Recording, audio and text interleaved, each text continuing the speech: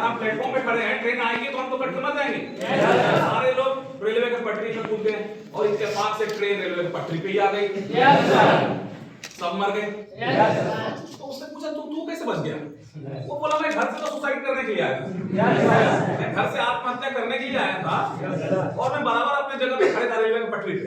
Announce हुआ कि train platform पे आएगी तो मैं रेलवे की पटरी से प्लेटफॉर्म पे चला गया, मैं बच गया। आप में से कुछ लोग कंफ्यूज है, भाई खत्म हो गया।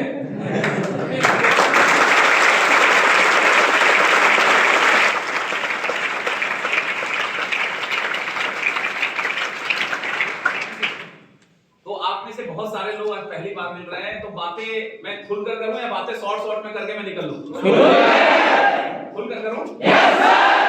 देखो प्रॉब्लम ये है, बातें में यदि मैं खुलकर करना स्टार्ट करता हूं तो फिर बातें लंबी चलेगी। Yes sir.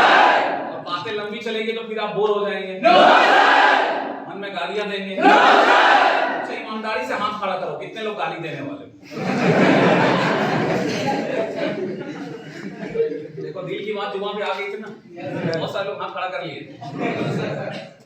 तो गाली देने का मन करे दोस्त तो गाली दे लेना, मुझे कोई फर्क पड़ने वाला नहीं है, क्योंकि आपके सामने ये जो शख्स खड़ा है ये बहुत बड़ा बेशरम खड़ा है। और मुझे इस बात का प्राउड है कि मैं बेशरम हूं। अच्छा एक बात बताओ, यदि बेशरम बनने से आपके सारे सपने पूरे होते हैं, बेशरम बनने से आप बड़ी गाड़ी में घूमते हो, बेशरम बनने से आप बंगले में रहते हो, बेशरम बनने से आपके बैंक अकाउंट खचाखच नोटों से भरा रहता है, तो बेशरम बनने में बुराई है क्या? तो आज मेरी कोशिश यही रहेगी कि मैं लगभग जो 1.5 से 2 घंटा आपके बीच बात करूंगा, उस 1.5 से 2 घंटे की बात करने के बाद जब मैं यहां से जाऊंगा तो आप में से जितने सारे लोग हैं आप सबको मैं आज बेशरम बना के छोड़ूंगा। आप में से 2-4 नए व्यक्ति होंगे जो 2-4 दिन पहले बिजनेस में आए होंगे, वो और कंफ्यूज हो गए, मैं इधर बेशरम बनने के लिए। तो मैं आप सबको एक बात कहना चाहूंगा, आपके बीच अभी जो 1.5-2 घंटे की एक सुपर डुपर हिट फिल्म चलने वाली है। आप उस फिल्म का आनंद लें। टीवी नहीं आने वाला, फिल्म आपको कहां देखने को मिलेगा? लाइव सुनने को मिलेगा, फिल्म लाइव देखने को मिलेगा। इस फिल्म को जिसको आप 1.5 से 2 घंटे में देख लोगे, इस फिल्म को बनाने में मुझे कई साल लगे। और सिर्फ फिल्म बनाई नहीं बल्कि फिल्म सुपर डुपर हिट भी हुआ। जैसे आप थिएटर में फिल्म देखने के लिए जाते हैं, आप में आप 2-2.5 घंटे में फिल्म देख लेते हो, लेकिन हीरो को उसके पूरे जितने भी उनके कलाकार होते हैं उनको फिल्म बनाने में सालों लगते हैं, 1 साल लगता है, 9 महीने लगता है, 10 महीने लगता है। तो उस फिल्म बनाने में ना कितने लोग घायल होते हैं, किनको चोट लगता है, कई तरह की परेशानी झेलते हैं, तब जाकर हम 2.5 घंटे उस फिल्म को देख लेते हैं। अभी आप जो फिल्म देखने वाले हो, इसको बनाने में मुझे भी कई साल लगे। तो जितने भी जो नए लोग हैं आप कंफ्यूज मत होइए, आप पूरी फिल्म का आनंद लीजिए। मुझे पूरा यकीन है कि आप और बड़ा कमिटमेंट करेंगे कि ये रोहित शर्मा जी क्या बेशरम है, मैं इनसे बड़ा बेशरम बनकर दिखाऊंगा। स्टार्ट करें? इस फिल्म में आपको जैसे फिल्म होता है, उस फिल्म में कई सारे, खाली हीरो नहीं होते। फिल्म देखने आप थिएटर में जाते हो खाली हीरो रहता है क्या? सिर्फ अगर एक शख्स रहे उस फिल्म में तो क्या मजा आएगा फिल्म में? फिल्म में मजा तब आता है जब फिल्म में कई सारे किरदार होते हैं। फिल्म में एक हीरो होता है, और कौन होता है? सबसे पहला हीरोइन। तो इस फिल्म में भी एक हीरोइन है, और कौन होता है? तो विलन भी है। तो आप सबका मजा लीजिए। सबसे पहले मैं इंट्रोडक्शन से अपने परिचय से अपनी बात को स्टार्ट करता हूँ। मेरा नाम रोहित शर्मा है और मैं मूल रूप से पटना बिहार का रहने वाला हूँ। और इस बिजनेस में जिस प्रकार आपको किसी दोस्त या किसी रिलेटिव के माध्यम से इस ब्लेज बिजनेस को देखने, जानने और समझने का सौभाग्य मिला, दोस्तों ठीक आपकी तरह आज से लगभग 11 साल पीछे मुझे भी अपने दूर के रिलेटिव के माध्यम से इस ग्लेज बिजनेस को देखने, समझने और जानने का सौभाग्य मिला था। दोस्तों कहा जाता है पूरी दुनिया में सिर्फ 5% लोग ऐसे होते हैं जिनके अंदर निर्णय लेने की ताकत होती है। Power of decision. दुनिया में निर्णय लेने की ताकत सिर्फ 5% लोगों के पास होती है। 95% लोग, 95% लोग अपने लाइफ में यदि कामयाब नहीं हो पाते, अपने सपने को पूरा नहीं कर पाते, गरीब जन्मते हैं और एक दिन गरीब दम तोड़ देते हैं, तो इसके पीछे कारण सिर्फ एक होता है, और वो कारण होता है कि उस व्यक्ति के अंदर डिसीजन लेने की क्षमता नहीं है। कोई इंसान ये नहीं कह सकता कि मुझे लाइफ में बड़ा बनने का मौका ही नहीं मिला, मुझे ऐसा कोई प्लेटफॉर्म नहीं मिला जिससे कि मैं भी अमीर बन पाऊं। यदि कोई इंसान ये कहता है कि मुझे कोई भी प्लेटफॉर्म नहीं मिला था, तो वो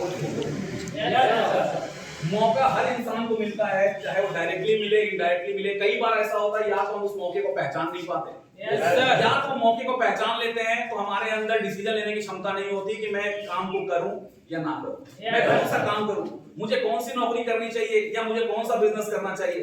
आज की स्थिति ऐसी है कि आप किसी स्टूडेंट से मिलो, वो भी डिसीजन नहीं ले पाता कि मैं मुझे कौन सी पढ़ाई करनी है या कौन से फील्ड में मुझे अपनी लाइफ बनानी है। 95% लोग डिसीजन नहीं ले पाते। वो जो ऊपर बैठा है ना खटम पाया, कौन एकदम समझदार लोग बैठे, छत के ऊपर मत सोचो, सबसे ऊपर जो बैठा है वो थर्ड अंपायर, जिसको हम अलग अलग रूप में जान सकते हैं, भगवान, अल्लाह, वाहिगुरु, जीसस, एक मालिक ऊपर बैठा है। एक बात हमेशा याद रखना कि उस ऊपर वाले का किसी इंसान से ना तो पर्सनल दोस्ती होती है और ना किसी इंसान से पर्सनल दुश्मनी होती है। आपको ऐसा लगता है कि जो भी आप देश दुनिया के जितने भी आप अमीर लोगों को जानते हो, चाहे वो टाटा, अंबानी, अडानी, बिरला, जिसको भी आप जानते हो, आपको क्या लगता है उस ईश्वर का उससे कोई पर्सनल दोस्ती है? एकदम रोज सुबह सुबह भगवान उनके महल में जाते होंगे और उनको जगाते होंगे, गुड मॉर्निंग, जाग जाओ, और तुम वो XYZ कोई भी तुम वो बिजनेस स्टार्ट करो, तुम वहां से करोड़ों अरबों रुपया कमाओगे। क्या ऐसा होता होगा? ऐसा दोस्ती ईश्वर का किसी के साथ, और ना तो ऐसी दुश्मनी कि अगर यदि हम और आप एक गरीब घर में पैदा लिए तो रोज भगवान हमारे झोपड़ी में आता है और हमें जगाता है, जाग जा ये गरीब इंसान, तुझे गरीब पैदा किया था, एक दिन गरीब मारूंगा। क्या ऐसी दुश्मनी? ऊपर वाला का किसी के साथ ना तो पर्सनल दोस्ती और ना तो पर्सनल दुश्मनी होता है। वो ऊपर वाला हर इंसान के लाइफ में कभी ना कभी कोई ना कोई मौका देता है कि जाओ उस मौके को पहचान ले, उस पे काम कर, तेरी जीवन सुधर जाएगी, तेरी जीवन बदल जाएगी। लेकिन 95% लोग या तो मौके को पहचान नहीं पाते या मौके को पहचान लेते हैं तो डिसीजन नहीं कर पाते कि मुझे करना चाहिए कि नहीं करना चाहिए। थैंक गॉड आज से 11 साल पीछे जब मैं इस बिजनेस में आया था तो मैंने एक काम किया, सिर्फ एक काम, और वो काम ये था कि मैंने डिसीजन लिया कि यस मुझे इस बिजनेस को करना है। मैंने कोई भी 30 मार खान वाला काम नहीं किया कि आज से 11 साल पहले मैं आया और मैंने एकदम हाहाकार मचा दिया। नहीं, मैंने बस एक डिसीजन लिया, और उस 5% में जो डिसीजन लेने की क्षमता रखते हैं, उस 5% में सिर्फ रोहित नहीं है, बल्कि यहाँ पे बैठे हुए आप तमाम मेरे दोस्त हैं जो निर्णय लेना जानते हैं। यस और नो? Yes sir. एक बार जोरदार तालियां आप अपने लिए बजाएं।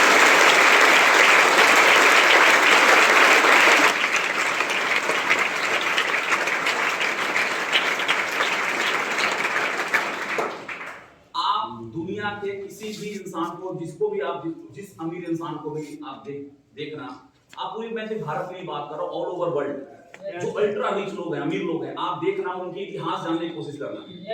आज के डेट में हमारे पास इंटरनेट है, टेक्नोलॉजी है, आप झांकने की कोशिश करना। जितने भी अमीर लोग हैं आप देखना, 95% लोग वो अमीर हैं जो पहले गरीब हुआ। 5% लोग ही ऐसे हैं जो खानदानी अमीर, यानी उसका दादा अमीर था, उसका बाप अमीर था, इसलिए उसका बेटा भी अमीर हुआ।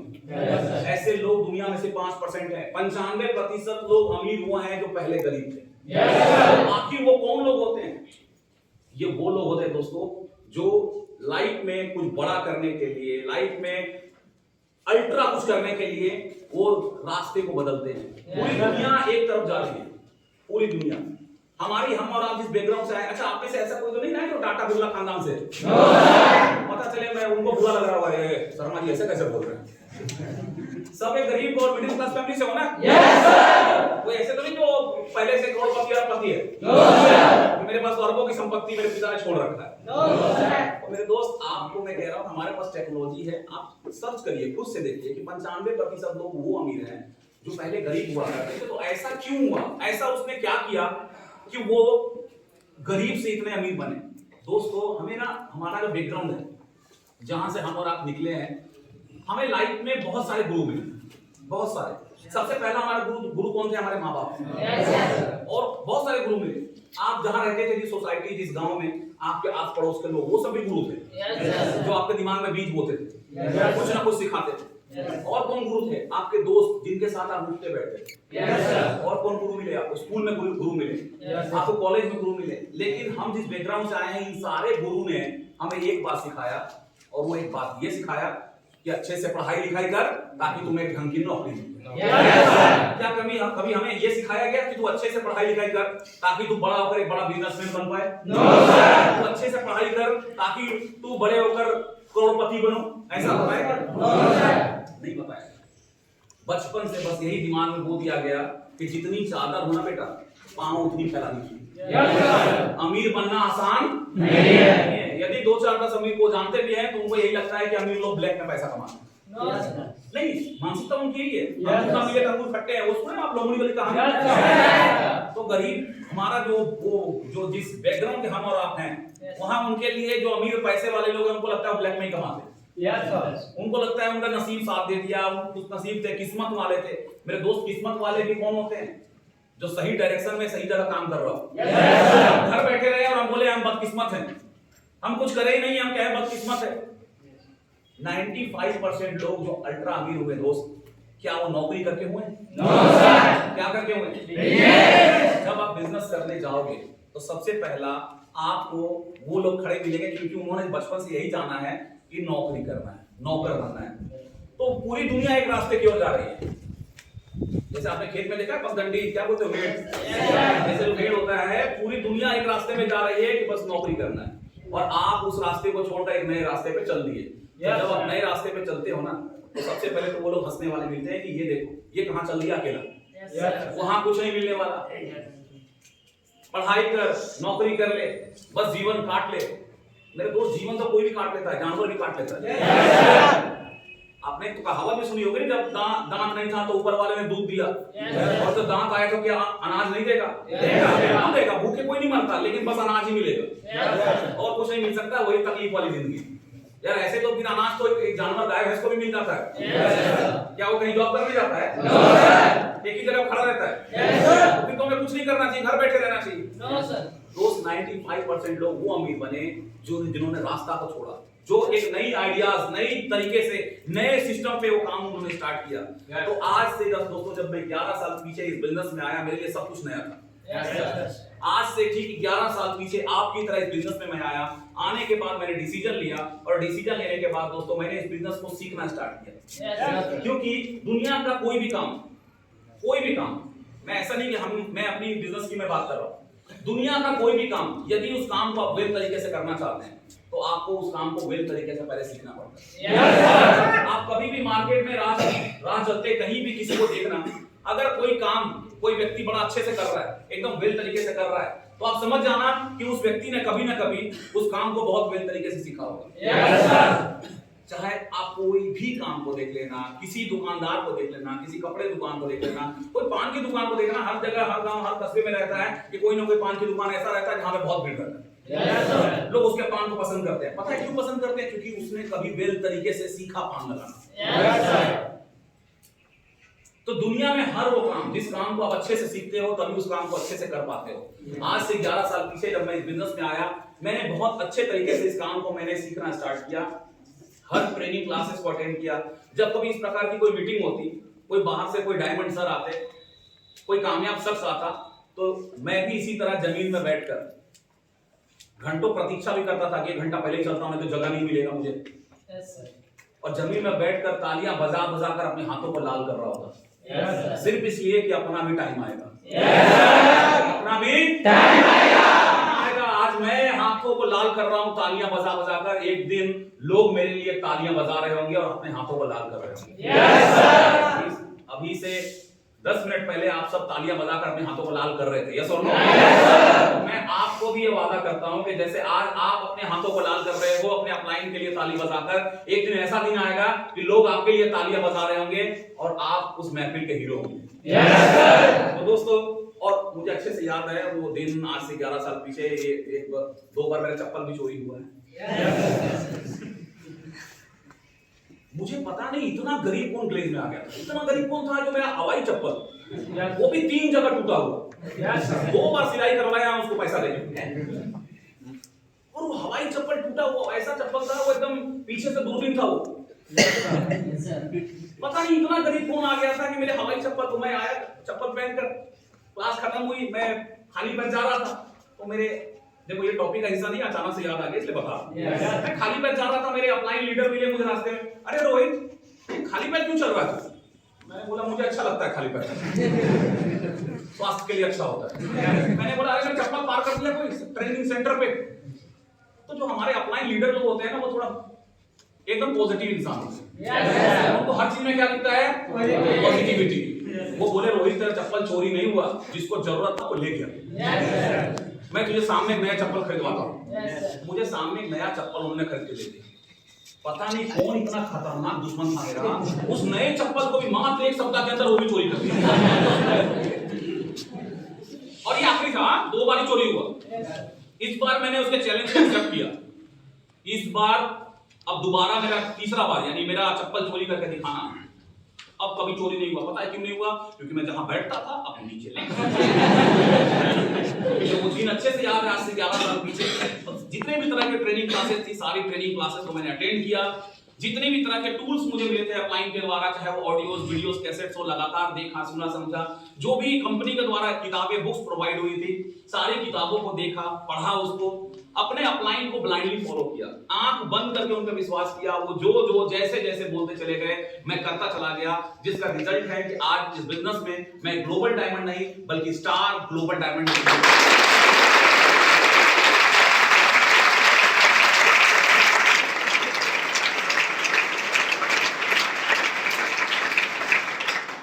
छोटा सा इंट्रोडक्शन था, लेकिन आपको सिर्फ परिचय जान लेने से, आप सिर्फ ये अगर जान लोगे कि मैं स्टार ग्लोबल डायमंड हूं, सिर्फ ये जान लेने से आप कामयाब नहीं बनेंगे। आप कामयाब तब बनेंगे जब आपको ये पता चलेगा कि मैं आखिर ग्लोबल डायमंड बना कैसे, मैंने काम कैसे किया, इस बिजनेस में आने से पहले मेरी लाइफ क्या थी, इस बिजनेस में आने से पहले मेरी फैमिली कैसी लाइफ जी रही थी, इस बिजनेस में आने से पहले मेरी इनकम क्या थी, और आज इस बिजनेस में कामयाब होने के बाद मेरी इनकम क्या है, और आज इस बिजनेस में कामयाब होने के बाद मेरी फैमिली कैसी लाइफ जी रही है।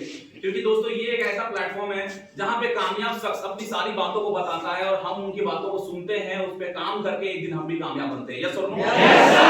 दोस्तों सबसे पहले अब बारी आती है कि इस फिल्म में आपने हीरो का परिचय जान लिया, बाकी किरदार का भी परिचय जान लिया। तो मैं बहुत ही एक अत्यंत एक गरीब परिवार से मैं निकला हूँ। एक छोटा सा मिट्टी का घर था हमारा, 2 कमरे का, एक 2 कमरा और सामने में एक बरामदा, आपने देखा होगा, वो सब एक साथ था।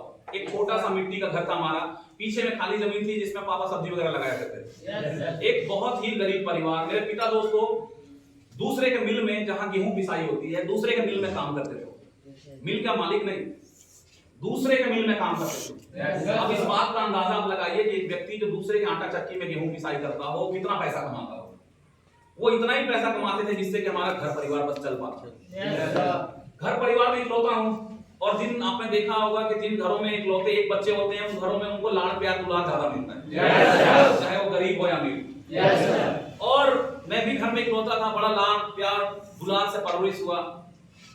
मुझे कभी बचपन में इस बात का एहसास नहीं हुआ कि मैं गरीब हूं। क्या आपको पता था बचपन में कि आप गरीब हैं? नहीं पता था, क्योंकि आपके माँ बाप हर त्योहार में आपके लिए कपड़े मिल जा रहे हैं, मेला घूमने के टाइम में आपको जेब में पैसे मिल जा रहे हैं। मुझे कभी इस बात का एहसास नहीं हुआ कि मैं गरीब परिवार में जन्मा हूँ। बड़े लाड़ प्यार से परवरिश हुई, और जिन बच्चों को लाड़ प्यार ज्यादा मिलता है, डांटने वाला कोई नहीं, उनकी गलती पे समझाने वाला कोई नहीं, हर बात में उनको प्यार मिल रहा है, उस प्यार का एक रिजल्ट निकलता है। क्या निकलता है? बच्चे क्या होते हैं? बच्चे बिगड़ जाते हैं। देखो बचपन में बिगड़े हुए सब बच्चे होते हैं, कुछ लोग इतनी बदमाशी करते हैं, कोई इतनी करते हैं, और मैं इतना वाला। मतलब अगर मैं अपनी बदमाशियों के किस्से बताना स्टार्ट करूं तो हमारा पूरा दिन कम पड़ जाए, इसलिए मैं शॉर्ट में चलता हूं। फाइनल ये बता रहा हूं कि हमारा जैसे जैसे उम्र बीतती गई, लोगों को लगा कि अब ठीक हो जाएगा। ये मम्मी पापा को भी लगता था ये बच्चा इसलिए बदमाशी करता है, लेकिन उम्र बीतती गई, बदमाशियां बढ़ती गई। मेरा दोस्तों का एक गैंग था, एक ग्रुप था 5 दोस्तों का। स्कूल जाते तो कैसा, एक तरफ लड़कियां बैठती थी, एक तरफ लड़के बैठते थे।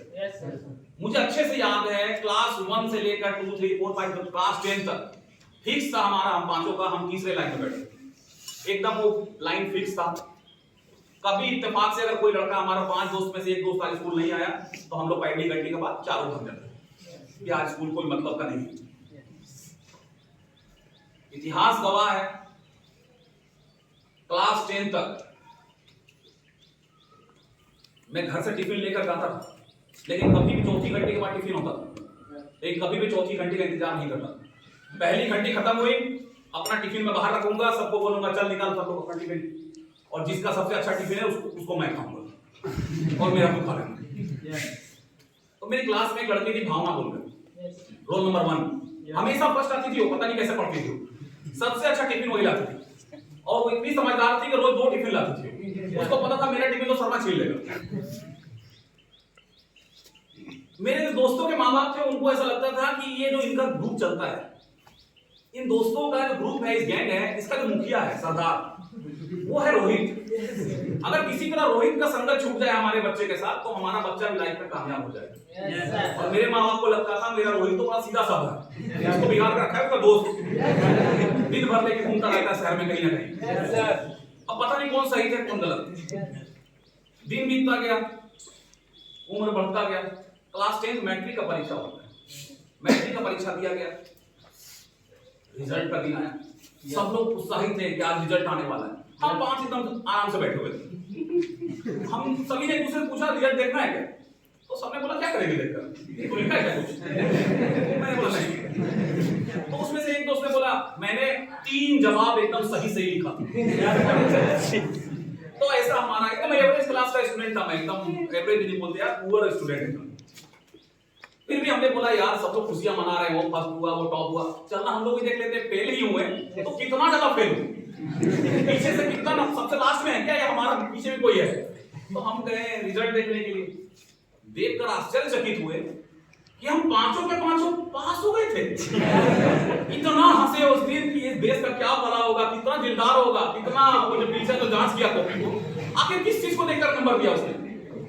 जैसे हमने वहां एक काम किया था, वो काम ये कि सवाल का जवाब आए या ना आए, हमने खूब लिखा, कुछ भी लिखा था, एक्स्ट्रा पेज मांगा था सर से, सर पेज दीजिए। और जब मैं एक्स्ट्रा पेज मांगा तो मैंने, तो सब लोग मुझे देख रहे थे ये क्या लिख रहा है। और बताओ मुझे कि ऐसा स्टूडेंट जो बहुत खींच तान के मैट्रिक पास किया, तो आगे उसको पढ़ाई अगर करनी हो कॉलेज में, तो उसको क्या लेना चाहिए, आर्ट्स, कॉमर्स, साइंस, क्या लेना चाहिए, आर्ट्स लेना चाहिए। लेकिन मैंने लिया साइंस। क्यों पूछो क्यों? क्योंकि मेरी मैडम, मेरी वाइफ ने साइंस लिया था। अब उसने साइंस लिया था, मैंने भी साइंस ले लिया, मेरे को समझाई भी था हीरो मत बन, अपना नंबर देख ले पहले। मैं बोला नहीं, मैं तो साइंस ही लूंगा, भले मैं ट्यूशन पढ़ूंगा, अपने आप को स्ट्रांग बनाऊंगा। मैंने साइंस ले लिया, कॉलेज आ गया, कॉलेज का दिन एकदम टाइम से रोज मैं जाता कॉलेज, लेकिन बस कॉलेज ही जाता, क्लास नहीं जाता।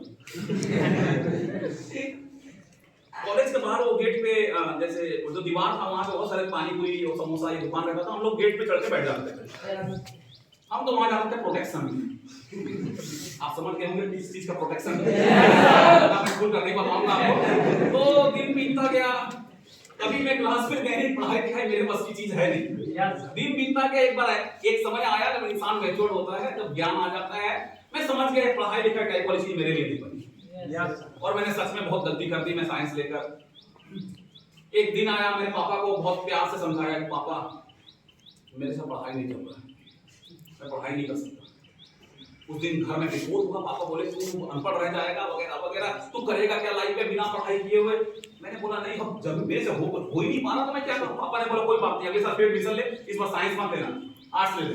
मैं बोला नहीं कुछ नहीं होगा, मैं जानता हूं मैं कैसा हूं, और अगर ऐसे पढ़ के मैं पास भी हो गया तो वैसा पास होने से कोई फायदा नहीं होने वाला, क्योंकि बहुत बड़ा कंपटीशन चल रहा है बाहर, एक से एक दिग्गज पढ़ने वाले हैं। मैं बोला मेरे से नहीं होने वाला, मैं कहीं बाहर जाऊंगा मैं पैसा कमाने के लिए। मेरे पापा ने बोला बाहर जाएगा, आज तो पटना से बाहर क्या करेगा, ये तो दुनिया कैसी होगी पटना का बाहर। मैं बोला नहीं यार, लेकिन जाऊंगा, पहली बार रहेगा, कहीं ना कहीं कुछ ना कुछ तो कर लूंगा। मैंने बहुत समझाया लेकिन वो नहीं माने, वो बोले कि नहीं तू बचपना छोड़ दे। हाँ दिन बीती गई, हर 5 दिन 10 दिन बाद मैं समझाने की कोशिश करता, जब वो नहीं माने तो मैं सोचा कि इनको नेगेटिव किया जाए पढ़ाई को लेकर। अब मैं थोड़ा फॉर्मूला चेंज किया, मैंने बोला पापा आप कभी मेरे कॉलेज आओ। तो बोले क्यों, मैं क्यों जाऊं। मैं बोला ऐसे ही आओ ना, खाली पता लगाओ कि रोहित कैसा लड़का है, आपकी गलतफहमी दूर हो जाएगी, मैं किस टाइप का लड़का हूं। मेरे पापा ने कहा तू बहुत अच्छा लड़का है। मैं बोला ये आप सोचते हो अच्छा लड़का है, दुनिया ऐसा नहीं सोचता। लेकिन वो नहीं नेगेटिव हुए, मैं कुछ भी बोल लूं, मैं सोच रहा था कुछ ऐसा बोल दूं जो उनको गुस्सा आ जाए और वो एकदम कह दे जा निकल जा मेरे घर से, आज के बाद मेरा और तेरा कोई रिश्ता नहीं, लेकिन वो गुस्सा ही नहीं हो रहे, एक ऐसा भड़क जाए वो भड़क के लोग निकाल दे घर से, फिल्मों में होता है ना सब, तो ऐसा बात नहीं थे। दिन बीता गया, मम्मी को समझाया, मम्मी नहीं हो रहा, समझाना पापा को, मम्मी बोली मैं तेरे बाप बेटे के बीच में तू देख ले क्या करना है। अब ये बात धीरे धीरे फैल गई, मेरे कोटड़ी, मेरे रिलेटिव, बोतिया खानदान सब जगह फैल गया। मेरे दोस्तों के माँ बाप को भी पता चला, उनके घर में खुशियों की लहर दौड़ गई कि ये क्या, आखिरकार भगवान ने हमारा सुन लिया। रोहित पटना से कहीं बाहर जाने की बात कर रहा है, लेकिन उसके पापा जाने नहीं दे रहे। जो काम मैं नहीं कर पाया, मेरे दोस्तों के माँ बाप ने कर दिया। एक दिन मेरे घर आए, वो एकदम प्यार से मेरे सर के ऊपर हाथ रख रहे थे, बेटा रोहित कहाँ जाना चाहता है? मैं बोला ये कैसे बदल गए ये वही लोग हैं, इनके खौफ की वजह से मैं अपने दोस्त को बुलाने नहीं गया, मेरे को दूर से देख के गाली देते थे कि इधर आना भी मत। आज जब प्यार से हाथ दे रहे कि रोहित कहाँ जाएगा, क्या करेगा, बड़े देर बाद समझ में आया कि ये तो उनकी खुशियां मन्नत पूरी हो गई। उन्होंने पापा को यकीन दिलाया, रोहित जहाँ जाना चाहता है इसको जाने दीजिए, एक दिन देखिएगा ये रोहित आपका बहुत नाम रोशन करेगा, एक दिन ये बहुत पैसा कमाएगा। तो काम मैं नहीं कर रहा, उन्होंने कर दिया। पापा ने मुझसे में बोला कि जा, तेरे को कहीं घूमने जाने का मन कर रहा है, मैं समझ गया, क्योंकि तेरे से काम होने वाला अभी नहीं है, जा 2-4 दिन 10 दिन घूम के, कहाँ घूमने जाना चाहता है। मैं बोला वो मैं सोचा नहीं, सोच लूंगा। जाने की बारी आई, मैंने चरण स्पर्श किया कि चलता हूँ। पापा बोले ठीक है। मैं बोला कुछ माल मिल जाता तो अच्छा लगता, खाली पैकेट कहाँ जाऊँ मैं, तो कुछ पैसे लिया, निकल गया। लाइफ में पहली बार घर से बाहर निकला, मैं पहुंचा मध्य प्रदेश की राजधानी भोपाल। भोपाल से लगभग 60 किलोमीटर आई थिंक या 55 किलोमीटर दूरी पे एक जगह है मंडीदीप। मंडीदीप में एक फार्मास्यूटिकल फार्मा कंपनी में मैं काम पकड़ा, मात्र 2500 रुपए महीने का, लाइफ का पहला काम था। उस कंपनी का नाम था life span biotech private limited. 2500 रुपया काम स्टार्ट किया, और उसके कैंपस में ही, उस कंपनी के अंदर कैंपस में हमें रूम मिला, और एक रूम में 5 लोग रहते थे, 4 लड़के पहले से थे। और उन 4 के बारे में बताता हूँ। वो 4 ऐसे थे जिन्होंने बी फार्मा किया था, पढ़ाई किया था, बैचलर डिग्री लिया था फार्मा में। अब उनकी सैलरी, एक बिक्की नाम का लड़का था, एक रॉकी था, एक राहुल था, इन सब की, एक राजेश था, इन सब की सैलरी, किसी की भी सैलरी 25,000 से नीचे नहीं थी। किसी के 25,000, किसी के 30, किसी का 35,000, और मेरी सैलरी कितना? 2500। कहाँ 25,000 और कहाँ 2500।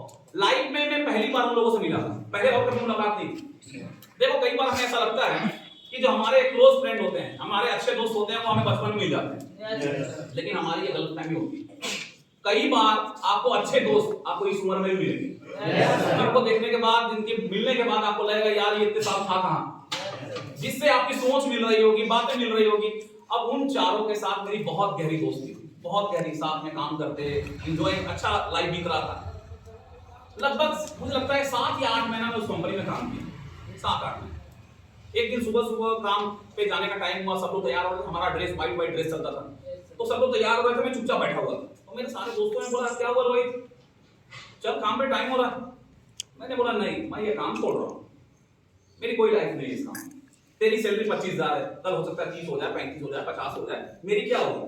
2500 से 3000 या 3500, 4000 क्या होगा? वो बैठ गए, मुझे समझाने लगे। राहुल ने बोला कि मैं तुझे काम सिखा रहा हूँ ना, वो क्या काम कर रहा था, वो पैकेजिंग डिपार्टमेंट और एक स्ट्राई एरिया में जहाँ पे इंजेक्शन होता है, जहाँ फीलिंग होता है। वो बोला मैं तुझे काम सिखा रहा हूँ ना। मैं बोला मेरे दोस्त, मेरे पास डिग्री नहीं है, अगर मैं सीख भी लिया तो तेरे जैसा सैलरी मेरे को नहीं मिलने वाला। दोस्ती इतनी गहरी हो गई थी। अब उन 4 ने कहा कि अगर तू काम नहीं करेगा इस कंपनी में तो हम भी छोड़ देते, चल साथ में कहीं चलते हैं। मैं बोला पागल हो क्या, इतनी अच्छी सैलरी कोई छोड़ता है क्या? वो नहीं माने, वो बोले कि नहीं अब हम जहां रहेंगे साथ रहेंगे। तो बता रोहित क्या सोचा है, कहां जाना है? मैं बोला मैं ऐसे नहीं सोच पाता, मैं ट्रेन में बैठने के बाद सोचता हूँ।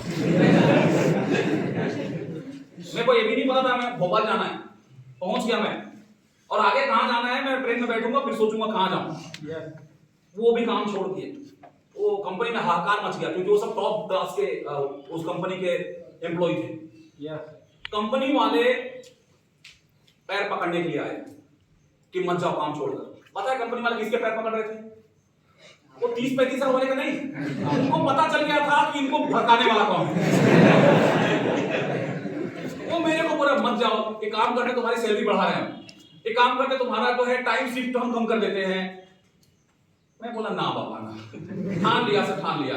अपने पीछे लोगों से पूछा क्या बोलते हो दोस्त, बोला नहीं चलो।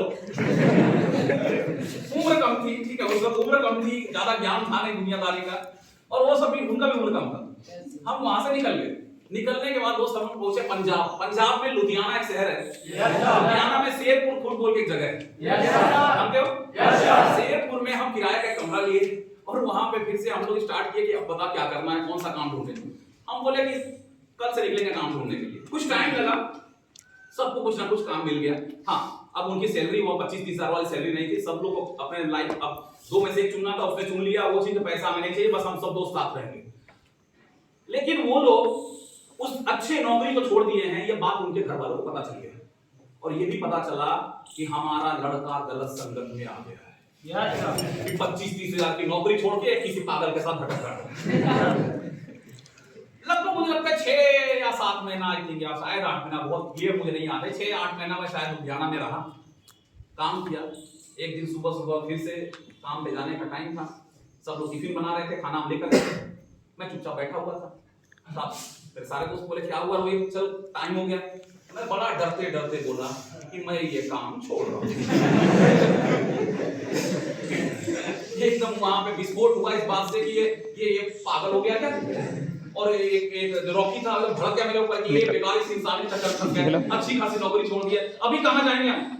तो उसमें से कुछ लोग समझदार थे, राहुल समझदार था। राहुल ने बोला नहीं नहीं रिशु भैया, जैसे मेरे घर का जो नाम है, और रिशु भैया कुछ ना कुछ सोचे होंगे, बताइए रिशु भैया कहाँ चलना है। मैं बोला मैं ऐसे नहीं सोच पाता हूँ, सोचता हूँ।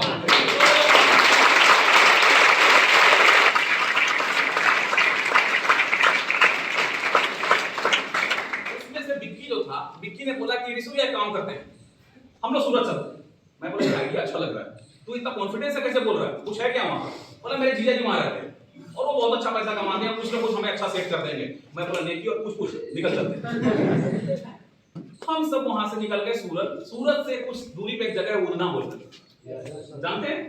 उधना में हम पहुंचे वहां पे, और वहां हमें तुरंत घर नहीं मिला किराए, लगभग 8-10 दिन बाद मिला। हम उनके जीजा जी घर गए, तो चूंकि वो बिक्की के जीजा जी थे, तो उनके जब घर गए तो सबसे पहले उनके जीजा जी किससे मिलना चाहेंगे, अपने साले से, बिक्की से। लेकिन जब मैं वहां गया, जाने के बाद सबसे पहले पूछते तुम में से रोहित कौन है। बहुत फेमस हो गया हूं मैं बोला जीजा जी मैं। बोला इधर वो मेरे खोपचे में लेके कोने में। बोले तू पागल है क्या, ये कहां लेकर घूम रहा है लोग, कभी पंजाब कभी लुधियाना कभी सूरत, कितनी अच्छी नौकरी कर रहे थे लोग, इनकी लाइफ खराब कर दिया तुमने। बोला जिया जी गलत फहमी है, मैं तो खुद से समझाता हूँ, मेरे साथ मत रहे, लेकिन मानता ही नहीं। मैं बोला विक्की जरा, विक्की तू अभी के टाइम में कोई फार्मा कंपनी में चला जा, वहां नौकरी कर, मेरे साथ मत भटक मेरे दोस्त। वो बोला फिर सुबह सुबह स्टार्ट हो गया। मैंने बोला देखा जिया जी ऐसे ही समझाता हूँ रोज इसको। 7-8 दिन के आसपास मैं रहा हूँ घर पे, 8-10 दिन। यकीन नहीं करोगे, वो इंसान मुझे ऐसा देखता था दिन भर, मैं खौफ में जी रहा था वहां, ऐसा देखता था जैसे अभी मेरे को खा जाएगा। 10 दिन बाद हमारा किराए का घर मिल गया, चैन का सांस लिए, प्लानिंग बनाना स्टार्ट किया, बता क्या करना है कैसे करना है। तजिया ने साथ छोड़ दिया, बोले हम ये इस लड़के के लिए कुछ नहीं करेंगे। हमने न्यूज़पेपर लगाया। अगले दिन न्यूज़पेपर में देखना एक पेज होता है इसमें वैकेंसी वाला, जिसमें लिखा रहता है कहाँ पे जगह खाली है, काम करने वालों की जरूरत। तो एक दिन एक ऐड आया हुआ था, एक ऐड था लिखा हुआ, बड़ा फनी स्टोरी है। एक ऐड था लिखा हुआ था मेहनती युवा की तलाश है, सैलरी 10 से 15 हजार, और नीचे एक एड्रेस लिखा हुआ था। मैंने बोला ये और कुछ तो लिखा ही नहीं। मैंने अपने दोस्त को बोला यार देख क्या लिखा है, इसको मेहनती युवा की तलाश है, तेरे को तो पता है मैं कितना मेहनती हूँ, मैं यहाँ जाऊँ क्या। तो मेरे दोस्त ने बोला हाँ जाकर देखो क्या करोगे बैठे। मैं गया, वो एक ऑफिस एड्रेस था, वहां पे मुझे एक विचित्र इंसान मिला, सच कह रहा हूं, एक ऐसा इंसान जो लाइफ में मैं ऐसे इंसान से कभी नहीं मिला। तो उस एड्रेस पे मैं गया, जाने के बाद मैं देखता हूं कि वो एक अंदर एक डेस्क टेबल लगा हुआ है, एक व्यक्ति बैठे हुए हैं थी। मैंने उनको बोला मैं कम इन सर, वो बोले हाँ जी आ जाओ। मैं बोला सर ये आपने ऐड डाला था आपको मेहनती युवा की तलाश है। इतना विचित्र इंसान था मैं क्या बताऊं। वो इंसान कहता है मुझे मेहनती युवा की तलाश नहीं है, मुझे आपकी तलाश है, बैठिए।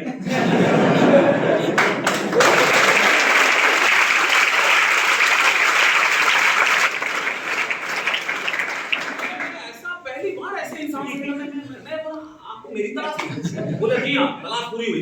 मैंने बोला ये काम क्या है? वो बोला काम की बात बाद में होगी, पहले एक दूसरे को जान लेते हैं। मैंने बोला ये आइडिया भी सही लग रहा है, और बताओ घर में कौन कौन है? तो बोला पूछेगा मेरे से कि बेटा उन्होंने बोला जब वो मेरे से पूछना स्टार्ट किया 2 मिनट में मैंने पूरी राम कहानी बता दी कि मैं कहाँ में रहने वाला हूँ, कैसे आया, क्या क्या काम करता था, यहाँ कैसे पहुंचा। 2 मिनट बता दिया। मैंने फिर पूछा काम क्या?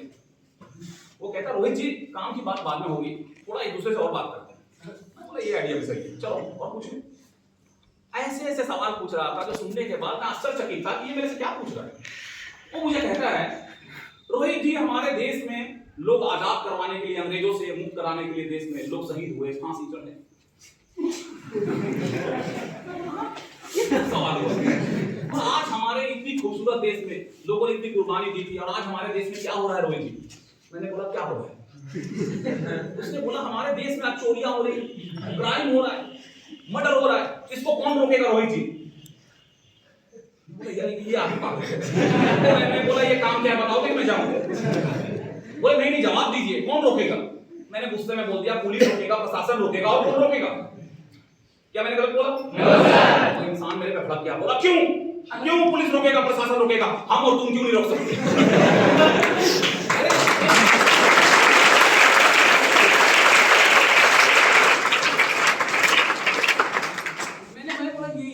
पागल इंसान है। मैं उठकर जाने लगा। मैं बोला ठीक है जी मैं चलता हूँ।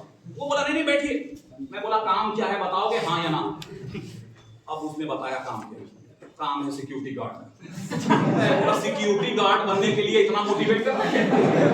मैं बोला ना जी ना, मैं सिक्योरिटी गार्ड नहीं बनूंगा, मैं जाता हूँ।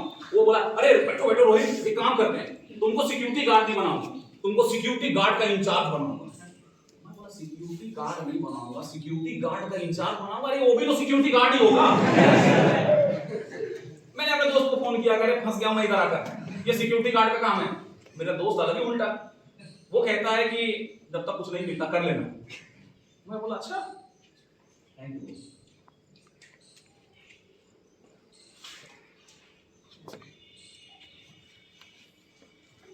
मैंने पूछा क्या करना है बताओ। उसने बोला कि आपकी नाइट ड्यूटी रहेगी रात का, और आपके नीचे 25 गार्ड होंगे, क्योंकि आप इंचार्ज हो, आपको गार्ड नहीं बनना है, आपको सीनियर बनना है, तो आपके नीचे 25 गार्ड होंगे, और आपको बस एक काम करना है कि वो लोग जाग के अपना काम करें, किसी को सोने नहीं देना। मैं बोला बस ठीक है, कहां जाना है? उसने एक केमिकल प्लांट का एड्रेस बताया और एक व्यक्ति का नाम कि वहां जाके उनसे मिलना। मैं पहुंच गया शाम में 6:30 या 7 बजे के आसपास पहुंचा वहां पे। वहां एक बूढ़ा व्यक्ति 60 साल का, मिलिट्री से, आर्मी से रिटायर्ड था। और तुम आप देखना कि जो आर्मी से रिटायर्ड लोग होते हैं वो आर्मी छोड़ने के बाद भी कुछ ना कुछ काम करते रहते हैं। तो वो जो व्यक्ति था, मैं गया वहां पे, जाकर मैंने बोला कि मेरे को वो भेजे मुझे इंचार्ज बनाकर।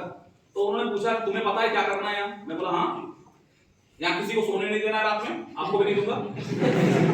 वो बोले गलत, तुम्हें यहाँ भेजा गया है चोर पकड़ने के लिए। मैं बोला क्या पकड़ने के लिए भेजा गया? उसने पूरी कहानी बताई कि पिछले लगभग 20 दिनों से लगातार कंपनी में चोरी हो रही है। चोर बाहर से दीवार फांद के घुसते हैं, चोरी करके भाग जाते हैं, और तुम्हें चोर को पकड़ना है क्योंकि हमको 10 दिन से बोला जा रहा है कि लंबे चौड़े हट्टे कट्टे व्यक्ति को भेजूंगा, वो चोर पकड़ेगा, और आखिरकार तुम आ गए। मैं बोला पागल वागल मत बनो यार, मैं चोर पकड़ सकता हूँ? वो चोर है। क्या है वो चोर है यार, खाली हाथ आता होगा क्या? उसको बोला हो सकता है उसके पास कुछ हथियार हो। तो वो मिलिट्री वाले ने कहा कि तुम चिंता क्यों करते हो, मैं भी तुम्हें हथियार दूंगा। मैं बोला ये आइडिया अच्छा लग रहा है। वो मेरे को हथियार देता है, पता है क्या? डंडा। मैं बोला ये क्या करूंगा मैं इससे कौन से चोर पकड़ लूंगा मैं? फाइनली यही बताऊं आपको, मैं लगभग 7 महीना वहां काम किया, मैं चोर को नहीं पकड़ पाया। एक दिन एक गार्ड, बड़ा बहादुर गार्ड, उसने एक चोर को घर पहुंचा, और वो क्योंकि वो कंपनी बहुत बड़ी थी, तो जैसे गेट हमें वॉकी टॉकी मिला हुआ था, जैसे गेट नंबर 1 पे अगर मैं हूं और मुझे गेट नंबर 2 पे जाना है, तो मैं कितना भी तेज चलूं या दौड़ लूं, मेरे को वहां तक पहुंचने में कम से कम 4-5 मिनट लगेंगे। बहुत बड़ी फैक्ट्री थी। एक गार्ड ने मेरे को रात में वॉइस मैसेज भेजा, सर जल्दी आइए, पकड़ कर रखा हूं, दबा कर रखा हूं, जल्दी आइए, भाग के आइए। जो दूरी में दौड़ के 3 मिनट में पूरी कर सकता था दोस्त, मैंने उस दूरी को आधे घंटे में पूरा किया। मैं आधे घंटे में पहुंचा वहां। मैं बोला कहाँ है चोर? वो बोला भाग गया। आपके इंतजार में बैठा रहेगा क्या हो?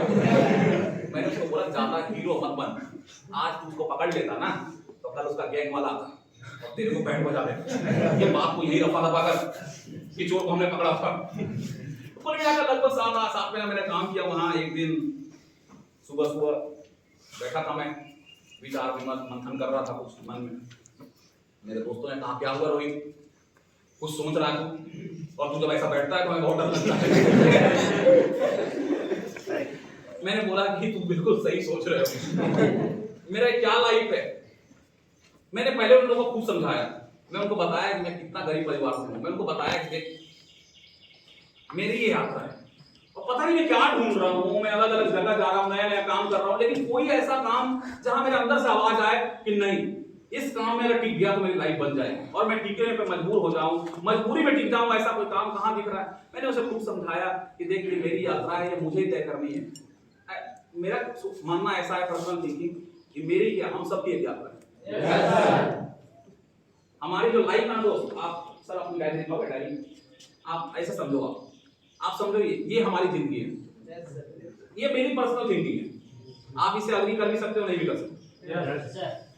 हमारी लाइफ इस डायरी की तरह है जिसमें ना सब कुछ लिखा हुआ है। आपका, हमारा बीता हुआ कल, चल रहा कल और आने वाला। ये डायरी में हर पूरे जो पन्ना है ना, ये हमारी पूरी जिंदगी है। पूरी जिंदगी हमारी ये डायरी है और इसमें हर पन्ने पे लिखा हुआ है हमारे लाइफ के बारे में और कब क्या होना है हमारे लाइफ में, वो सब लिखा हुआ है। लेकिन इसको सिर्फ एक ही शख्स जानता है। कौन जानता है?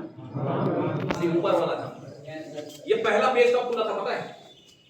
जब आपका हमारा जन्म हुआ, मिठाइयां बांटी गई, बधाई हो, घर में सुपुत्र सुपुत्रियां आई हैं, मिठाइयां बांटी गई। आज अगर हमारी लाइफ अगर इस पेज पे है तो हमें सिर्फ इतना ही पता है कि आज हमारे साथ क्या चल रहा है। आज आप मीटिंग अटेंड कर रहे हो, आपके जोन में मैं आने वाला था, आपके साथ जो कुछ भी कर रहे हो सिर्फ आपको ये पता है कि आज क्या हो रहा है। क्या आपको ये भी पता है कल क्या होने वाला है? लेकिन एक शख्स जानता है। कौन? ऊपर वाला। मैंने अपने दोस्त को खूब समझाने की कोशिश किया, देखिए मेरी यात्रा है, मुझे जाने दे, और अगर तू मेरा दोस्त मानता है, तुझे मेरी कसम है, लौट जा, कोई फार्मा कंपनी में काम कर, तुम्हारी लाइफ वहीं से ठीक है। और मैं फोन से बात करता रहूंगा, हम मिलते भी रहेंगे। बहुत समझाने के बाद मैं भले ही समझाकर वहां से निकल गया, लेकिन मेरे को कुछ दिन तक इतना खराब लगा क्योंकि हम एक साथ रहने की मुझे आदत हो गई थी। पहली बार फिर से मैं अकेला निकला। अभी मैं पहुंचा छत्तीसगढ़ की राजधानी रायपुर। रायपुर में एक कंस्ट्रक्शन कंपनी में काम करता बतौर सुपरवाइजर। इस बार जिस कंपनी में गया उस कंपनी में मैं टिका। क्यों टिका? इसके पीछे कारण था। इसके पीछे कारण यह था कि मैंने उस कंपनी में साइड इंचार्ज और जो मेरे प्रोजेक्ट मैनेजर थे, मुकेश सिंह इसका एक नाम था, जो साइड इंचार्ज थे, जो प्रोजेक्ट मैनेजर थे उनका नाम था साबिर खान। मैंने उनको उनकी चमचमाती हुई कार देखी। उन्होंने बताया कार किसने दिया है? कंपनी ने। उनका काम क्या है? बन ठन के घूमते थे। सैलरी कितनी है? 50,000। और उन्होंने जब ये बताया कि वो भी कभी सुपरवाइजर थे और आज वो साइड इंचार्ज है, लेकिन उन्होंने बहुत कड़ी मेहनत की जिसकी वजह से वो साइड इंचार्ज बने। जब मुझे पता चला कि मुझे ऐसा कुछ करना पड़ेगा कि कंपनी में मेरा नाम जाए, मुझे कंपनी के साइट्स को जल्दी खत्म करने पड़ेंगे, कंपनी पता चले कि एक लड़का है जो बहुत मेहनत करता है। हमारी कंपनी का दोस्तों छत्तीसगढ़, उड़ीसा, महाराष्ट्र, तेलंगाना, मध्य प्रदेश, इन राज्यों में उस कंपनी का रोड बनता है, सड़क का काम। और रोड का काम ऐसा होता है कि बहुत गंदा वाहियात काम होता है। मैं उस कंपनी में लगातार ऐसे ऐसे जगहों पे मैं जाकर काम किया जहां पे ना तो रहने का ठीक, ना खाने का ठीक, ऐसा जगह जहां आतंक कसाया। जैसे मैं पैकेज नंबर 0177 हमारा एक साइट था, बस्तर नक्सल प्रभावित इलाका, सुकमा, दंतेवाड़ा, ऐसी जगहों में रहता था जहां पे एकदम गांव इलाके में, जहां पे ना तो रहने का ठीक, ना खाने का ठीक। सिर्फ ये सोचकर मेहनत कर रहा था कि एक दिन मैं भी साइड इंचार्ज अगर बन गया तो मेरी भी सैलरी, मोटी सैलरी होगी। मैं आपको सच बात बताऊं, लाखों रुपए कमाना है, करोड़पति बनना है, बंगला गाड़ी चाहिए, ये सब सपना पता है किसने दिखाया? ब्लेज। इस बिजनेस में आने से पहले मैं एकदम आम इंसान था। ये इतनी बड़ी बड़ी बातें और बड़ी अचीवमेंट, ये सब ब्लेज में आने के बाद मेरे दिमाग में डाला गया कि लाइफ में बड़ा इंसान बना जा सकता है, अमीर बना जा सकता है। मैं एक आम इंसान था, अगर मेरा उस वक्त कुछ टारगेट था तो बस टारगेट ये था कि मैं किसी तरह अगर 5 लाख रुपए कमा लूं तो मैं अपने मिट्टी के घर को तोड़वा कर एक पक्के का मकान बनाऊंगा। 2 कमरे का ही सही लेकिन पक्के का मकान बनाऊंगा। मेरे अगल बगल सबके पक्के का मकान है, मेरा ही मिट्टी का घर है। तो मैं एकदम आम इंसान वाली लाइफ थी मेरी। एक टाइम मैं उमरकोट उड़ीसा में मैं काम कर रहा था रोड का। कंपनी ने कहा कि जो व्यक्ति, एक साइड है उड़ीसा में ही नुआपाड़ा डिस्ट्रिक्ट बोल के जगह है, नुआपाड़ा से कुलिया बांधा हमारा एक साइड था 38 किलोमीटर रोड का। दिए हुए टाइम में जो व्यक्ति कंप्लीट कर देगा सुपरवाइजर, उसका प्रमोशन करके साइड इंचार्ज बनाया जाएगा। मैंने सबसे पहले हाथ पार किया, मैं बोला मैं जाऊंगा, मैं खत्म करता हूं काम। मैं नुआपाड़ा पहुंचा। नुआपाड़ा एक ऐसा जगह, अभी तक मैंने क्या परेशानी देखा था उसके सामने सारी परेशानियां छोटी थी। जिस जंगल में हमारा प्लांट लगा, आप बिलीव नहीं करोगे, 8 किलोमीटर बाएं तरफ कोई गांव नहीं, 8 किलोमीटर दाहिने तरफ कोई गांव नहीं।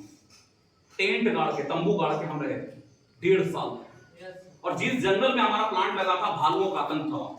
हर 2-4 दिन बाद भालू हमारे कैंप में घुसा। पूरे 1.5 साल तक रात में डंपर के ऊपर सोए, वो 10 चक्का गाड़ी होता है ना, उसके ऊपर सोए कि ये काम अगर मैंने कंप्लीट कर दिया टाइम पे तो मेरा प्रमोशन होगा। 8 किलोमीटर दूर जाओ पानी लाने के लिए, पानी लेकर आओ, खाना पकाओ, खाना खाकर टिफिन पैक करके साइड पे काम करो, साइड से लौट कर आओ, खाना खाओ, और वहां टेंट में नहीं सो सकते क्योंकि रात में भालू आ सकता है, डंपर पे सो। 1.5 साल में उस कंपनी के उस साइड को मैंने कंप्लीट किया। कंप्लीट करने के बाद मेरा प्रमोशन होता है और मैं साइड इंचार्ज बनता हूँ। साइड इंचार्ज बनने के बाद मेरी सैलरी 50,000 नहीं, मेरी सैलरी 18,000 रुपए उस कंपनी में स्टार्ट हुआ। कंपनी ने बताया कि सैलरी तुम्हारी धीरे धीरे बढ़ेगी क्योंकि तुम यहीं से काम सीख कर प्रमोशन लिए हो, इसलिए तुम्हारी सैलरी 18,000 किया जा रहा है। मेरे लिए 18,000 भी बहुत था उस वक्त, सच कह रहा हूं। मेरे लिए 18,000 भी बहुत था। मेरे मम्मी को पापा को बड़ा खुश होकर फोन किया। पापा ने बोला आखिरकार तू जिद्दी इंसान है, आखिरकार तू खुश है ना? मैं बोला मैं बिल्कुल खुश हूँ। दोस्त, साइड इंचार्ज बनने के बाद 18,000 सैलरी तो बहुत कम। सैलरी के अलावा जो टेबल के नीचे से इनकम आ रही थी ना, मेरे लिए उसका तो जन्नत। मैं बता रहा हूँ, मेरे साइड पे हर दिन 2,500 से 3,000 लीटर डीजल आता था। कितना? 2,500 से 3,000 लीटर डीजल मेरे साइड पे रोज आता था। मैं पूरी ईमानदारी के साथ रोज 200 लीटर डीजल ठिकाने लगा था। एकदम फिक्स था। वो 200 लीटर वाला ड्रम होता है, ड्रम एकदम फिक्स था। 200 लीटर वाला डीजल में ठिकाने लगाता था। उस वक्त 35 रुपए लीटर डीजल और मैं 30 रुपए बेचता। रोज के 8-10 हजार जेब में आ रहे हैं। मुझे ऐसा लगता था हाँ भूख के दिन बीते रहे भैया, अब सुख आए हो रहे, अब तो मैं देखते ही देखते अमीर बन जाऊंगा। मेरे को ऐसा लगता था मैं दुनिया का सबसे अच्छा काम कर रहा हूँ, दुनिया की सबसे अच्छी कंपनी में हूँ। चाहे कितनी भी गाली सुन लो, देखो कंस्ट्रक्शन का काम ऐसा होता है, रोड का काम ऐसा होता है कि हमें जब तक दिन में सुबह की शुरुआत गाली से ना हो, 2-4-10 को गाली ना बको, 2-4-10 से गाली ना सुनो, वो दिन अधूरा लगता था। क्या किसी को गाली नहीं दिया या गाली नहीं खाया, क्योंकि आप हमें ना हर जगह अलग अलग स्टेट में जा रहे हैं और रोड का काम ऐसा होता है हर जगह कोई ना कोई एक आध में रंगदार मिल जाता है। दाम दंड भेद सब अपना कर साइड कंप्लीट करना है, चाहे कुछ भी हो जाए साइड को रोकना नहीं है। एक से एक लेटेस्ट वाली गाली जो अभी अभी मार्केट में लॉन्च हुई है, वो गाली सुनने को मिलता। दिन बीतता गया, देखो मैं ये सोचकर गाली सुन लेता था कि भाई शाम होने के बाद मेरे जेब में 10,000 आने वाला है, तेरे जेब में कोई आने वाला है। गाली सुन लेता हूँ, क्या जाता है, क्या फर्क पड़ता है। दिन बीतता गया, देखते ही देखते लगभग मेरे अकाउंट में लगभग 8-8.5 लाख रुपए, 8 लाख के आसपास मेरे अकाउंट में पैसे। मेरा टारगेट था बस 5 लाख, लेकिन 8 लाख होने के बाद भी मैं खुश नहीं था, लालच बढ़ता गया फिर थोड़ा और कमा लेता। मम्मी पापा जब कॉल करते एक ही बार कि रोहित बहुत टाइम हो गया तुझे गए हुए, ऐसा पागल जिद नहीं करते, घर वापस आ। और मैं कहता कि बस हो गया, थोड़ा सा और कमा लेता हूँ पैसा, अभी आऊंगा तो मैं बहुत दिन घर रहूंगा, घर बनाएंगे, ये करेंगे, मैंने इतना पैसा कमा के रखा है। ये सब बात मम्मी पापा को समझाता किसी तरह। दिन बीतता गया, एक दिन मम्मी कॉल करती है और डायरेक्ट रोना स्टार्ट करती। पहली बार मैं मम्मी को रोता हुआ देखा, फोन पे रो रही थी। कहती है रोहित बस ये बोलने के लिए कॉल की थी बेटा कि आज के बाद कभी घर मत आना, तू उधर ही रह, रोड बनाता रह, तेरे माँ बाप आज से मर गए तेरे लिए, तू कभी मत आना घर लौट। मैंने उनको समझाया, मैं बोले ये सब मैं किसके लिए कर रहा हूँ, तुम्हारे लिए तो कर रहा हूँ। अगर तुझे नहीं चाहिए तो मैं कल के कल आता हूँ, कल मैं ट्रेन पकड़ता हूँ, मैं परसों सुबह पटना पहुंच जाऊंगा, मुंह बंद कर मत रो माँ। माँ अगले पल हंसने लगी, बोली मैं जानती थी मैं रोऊंगी तो तू आएगा। मतलब वो एक चक्रव्यूह था, इसमें फंस गया। वो आंसुओं का एक चक्रव्यूह था जो रचा गया था। मम्मी बोली कि कल तू ट्रेन पकड़, परसों पहुंचेगा तो मैं तेरे पापा दोनों आएंगे रेलवे स्टेशन तुझे लेने के लिए। मैंने कंपनी में फोन किया, इमरजेंसी में बोला मेरे कल के कल घर जाना पड़ेगा, किसी को भेजो। तो वहां से मुझे छुट्टी मिली। मैंने आपको अभी थोड़ी देर पहले बताया कि डायरी के अगले पन्ने पे क्या लिखा हुआ है, क्या आपको पता है? मुझे भी नहीं पता था। मुझे कल जाना था पटना।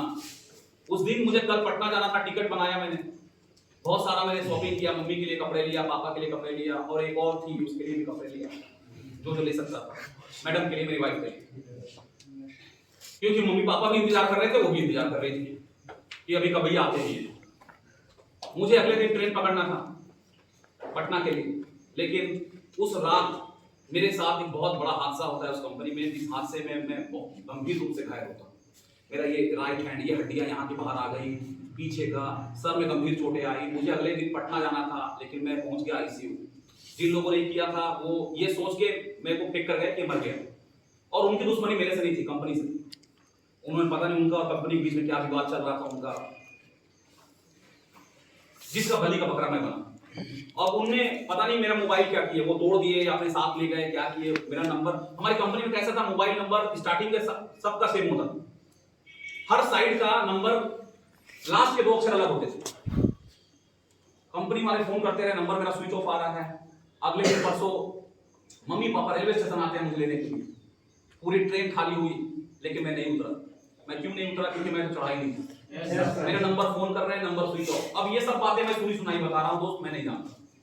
मम्मी पापा ने कहा कि हम 2-3 घंटे इंतजार किए कि शायद इस ट्रेन में किसी दूसरे ट्रेन से तू आएगा, लेकिन तू नहीं आया। फिर हम घर वापस गए, पूरा दिन फोन ट्राई करते रहे, नंबर स्विच ऑफ। 1 दिन बीता, 2 दिन बीता, 4 दिन बीता, नंबर स्विच ऑफ। मेरी मम्मी हमेशा पापा को कहती कि मेरा दिल घबरा रहा है, रोहित को कहीं ऐसा तो नहीं कुछ हुआ है, क्योंकि वो मोबाइल कभी बंद नहीं करता।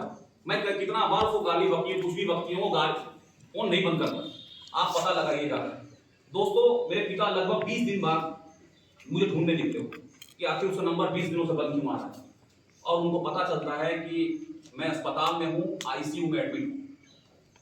मेरे पिता डॉक्टर के पास जाते हैं, डॉक्टर से मिलते हैं। डॉक्टर ने मेरे पिता को बताया कि मैं आपको झूठी तसल्ली नहीं देना चाहता, आपके बच्चे का बचने का चांस बहुत कम है। मेरे पिता के पैरों के नीचे से जमीन हिल गई कि ये बात वो मम्मी को कैसे बताए, क्योंकि मम्मी दिन भर कॉल कर रही थी कि रोहित का पता चला कि नहीं चला। देखो माँ जो होती है ना दोस्त, वो ममता और प्यार के लिए होती है। ममता होता है टूट टूट के भरा होता है, लेकिन जो बाप होता है ना, वो बहुत सख्त दिल होता है, बहुत चीजों को दबा कर बैठता है। मेरे पिता ने इस बात को छिपा लिया मेरी माँ से कि मेरी स्थिति क्या है। पिताजी ने मम्मी को कह दिया कि रोहित ठीक है। वो एकदम जंगल इलाके में है और छुट्टी नहीं मिला, इसलिए नेटवर्क नहीं है वहां पे, कुछ भी मोबाइल का, इसलिए फोन नहीं लग रहा है, मैं मिल लिया हूँ, सब ठीक है, चिंता मत कर। पापा ने झूठ कह दिया। मेरे पिता के पास ना तो उतना बैंक बैलेंस था कि मुझे और बेहतर इलाज दे पाते। डॉक्टर ने 2-4 रेफरेंस दिया कि अगर आप वहां ट्राई करो, हो सकता है शायद वो बच जाए, लेकिन वहां बहुत पैसे खर्च होंगे। मेरे पिता के पास कोई बहुत बड़ा बैंक बैलेंस था नहीं। मेरे पिता उस कंपनी के मालिक के पास गए भागते हुए कि रोहित बच सकता है अगर उसको अच्छा अस्पताल मिले। वो कंपनी का मालिक ये कहता है मेरे पिता को, हम अब कुछ नहीं कर सकते, 20 दिनों से हम इलाज करवा रहे हैं, अब आप अपने बेटे को लेकर जाओ। वो कंपनी जहां 5.5 साल में बिना घर गए हुए काम किया, न जाने कैसी नक्सल प्रभावित इलाकों में, न जाने ऐसे साइड पे जहां बवाल मचा हुआ है, जहां पे कोई केस चल रहा है, जहां पे लिटिगेशन है, उस साइड को कंप्लीट करने में। उमरकोट एक ऐसा साइड था जहां 7 साल से कंपनी रोड नहीं बना पाया, वहां जाकर मैंने कॉम्प्रोमाइज किया, मीटिंग किया, कॉम्प्रोमाइज करने के बाद रोड को कंप्लीट किया। वो कंपनी का मालिक ये कहता है कि आप अपने लड़के को ले जाओ। दोस्तों मेरे पिता हार नहीं माने। अगर उस दिन वो हार मान लिए होते ना, तो आज मैं आपके बीच जिंदा नहीं होता। मेरे पिता हार नहीं माने, मुझे वहां से बाई रोड एम्बुलेंस से लेकर गए, अस्पताल में एडमिट करवाए। जो 8 लाख रुपए में कमाया था, इससे घर बनाऊंगा, वो सारे पैसे मेरे इलाज पे खर्च हो गए। इतना ही नहीं, मेरे पिता को न जाने कई सारे लोगों से कर्ज लेना पड़ा मेरी जान बचाने के लिए। कुछ लोगों ने मदद किया और बहुत सारे लोगों ने मदद नहीं की। ये सोचकर नहीं किया। देखो ये दुनिया का एक सिद्धांत है, दुनिया आपको वही देता है जो चीजें आपके पास पहले से हो। जो चीजें आपके पास नहीं है ना, दुनिया आपको नहीं देगा। अगर आपके पास पहले से बहुत पैसे हैं, आप पहले से करोड़पति हो, आपको 10-20 लाख चाहिए, जाओ ना, कोई दे देगा, बैंक घर पहुंचा के जाएगा। लेकिन आप एक गरीब परिवार से जाइए बैंक में, मेरे को 50 लाख रुपए लोन चाहिए, दे देगा आपको। दुनिया भर के डॉक्यूमेंट बताएगा, ये लेकर आओ, भागते रहो, आपकी उम्र बीत जाएगी, आपको लोन नहीं मिलेगा। लेकिन उन लोगों को देखना, घर पहुंच के सेवा मिलता है पैसों वालों को। इस दुनिया का सिद्धांत है, जिसके सर पे तेल लगा हुआ होता है, पूरी दुनिया मिलता है सर पे तेल लगाने। मेरे पिता के पास पैसे नहीं थे, लोग उनको पैसे नहीं दे रहे थे।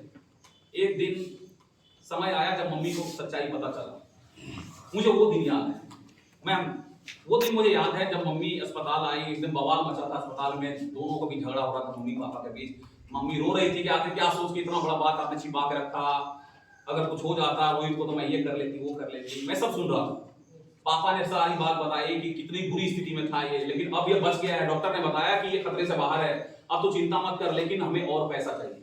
मम्मी ने तुरंत बताया घर बेच दो।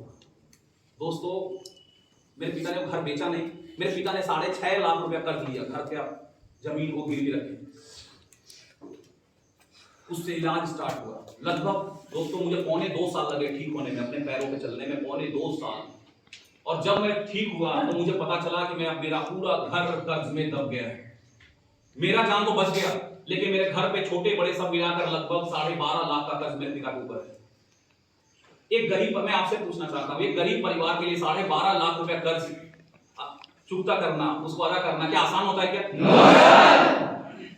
मुझे रोना आता था कि मैं क्या करूं, क्या मुझे फिर से कहीं दूसरी कंस्ट्रक्शन कंपनी में जाना चाहिए जहां जिस चीज का मैं काम जानता हूं।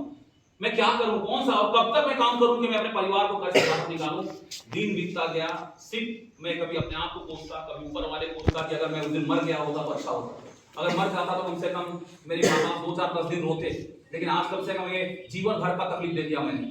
मैं कभी कैसे इस घर को मैं कर्ज से बाहर निकालूंगा, इन सब चिंताओं में मैं घिरा था। इसी बीच मेरे लाइफ में शख्स आते हैं जो उस कंस्ट्रक्शन कंपनी में मेरे सीनियर थे, और मैं दूर के मेरे रिलेशन में भी आते हैं, मेरे बुआ के घर के। बड़े दिनों बाद एक शख्स आया मेरी लाइफ में जो ये कहता है, रोहित चिंता मत कर, मैं तेरे साथ, मैं तेरे पिता को वादा करता हूं कि मैं तेरे परिवार को कर्ज से बाहर निकलवाऊंगा। बड़े दिनों बाद चेहरे पे खुशी आई मम्मी के, पापा का, मेरी भी उम्मीद जागी। मैंने बोला क्या करना हुआ मुझे, क्या आप उसी कंस्ट्रक्शन कंपनी में हैं कि कहीं और हैं? उन्होंने बोला रोहित मैं वो काम कब का छोड़ चुका था, मैं खुद का बिजनेस करता हूं। रोहित मुझे सिर्फ एक बात बता, उस कंस्ट्रक्शन कंपनी में मैंने तुझे मेहनत करता हुआ देखा है। दिन को दिन और रात को तू रात नहीं समझता था। Yes sir. तेरे अंदर डर नाम का चीज नहीं था। कोई भी साइड हो, कहीं पे भी हो, कुछ भी काम हो, सबसे पहले तू हाथ खड़ा करता था कि मैं कर दूंगा।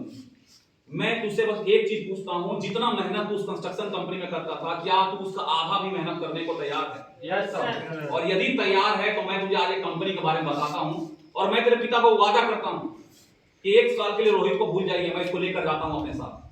1 साल के अंदर रोहित अपने परिवार को कर्ज से बाहर निकालेगा। और उस दिन दोस्तों मेरे कानों में कंपनी का नाम गया पहली बार, जिस कंपनी ने रोहित शर्मा की लाइफ को बदल कर रख दिया। और उस कंपनी का नाम था ग्लेज ट्रेडिंग इंडिया।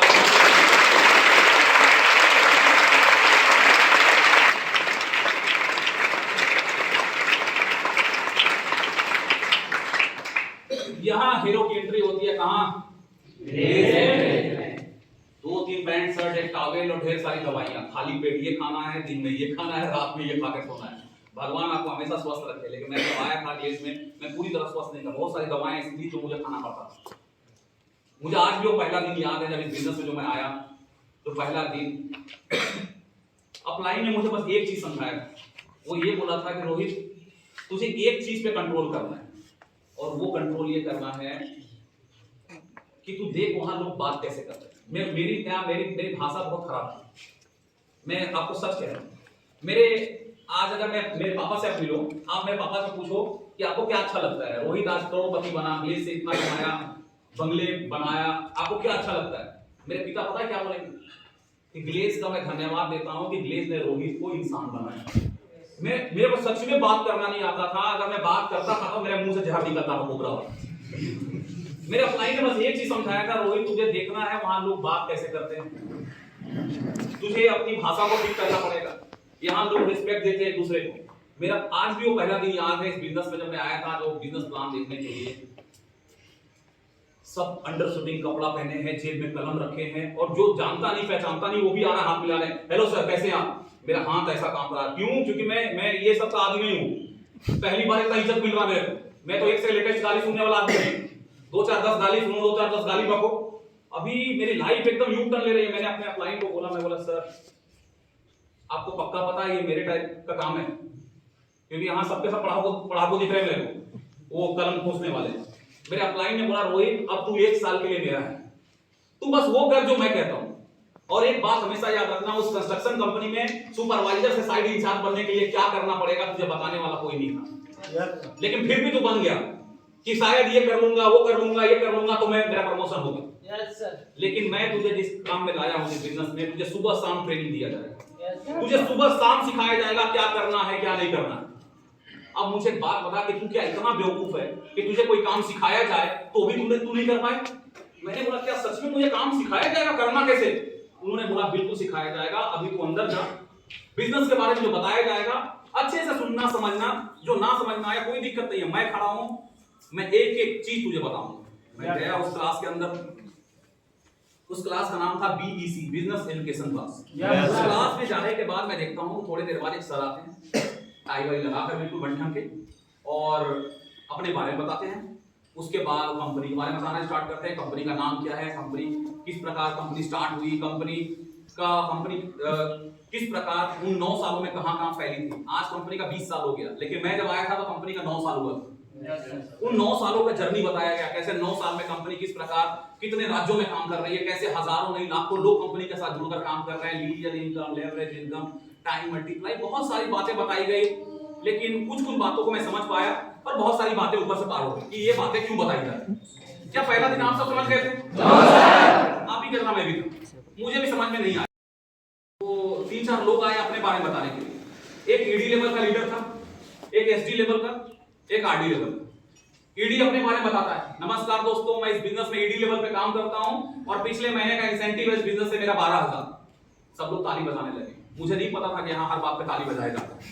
मुझे बगल वाले ने उंगली किया, ए ताली बजा, तो मैंने भी ताली बजाई। उसके बाद वो एसडी था, नमस्कार दोस्तों, मैं इस बिजनेस में एसडी लेवल पे काम करता हूं और पिछले महीने का इंसेंटिव इस बिजनेस से 18,000। इससे पहले कि वो मेरे को करे, मैं ताली बजा रहा था। Very good. एक लड़का था आरडी लेवल पे, पता इतना छोटा सा था, पता नहीं इतना भी था, एकदम बच्चा सा था, एकदम भूरा चिट्टा लाल, एकदम बाल लाल किए हुए सामने से, और बड़े एनर्जी में बात कर रहा था। नमस्कार दोस्तों, इस बिजनेस में मैं ड्रीम लेवल पे काम करता हूं और पिछले महीने का इंसेंटिव है इस बिजनेस से मेरा 58,000। सब लोग और जोर से ताली बजाए, लेकिन इस बार मैं ताली नहीं बजाया।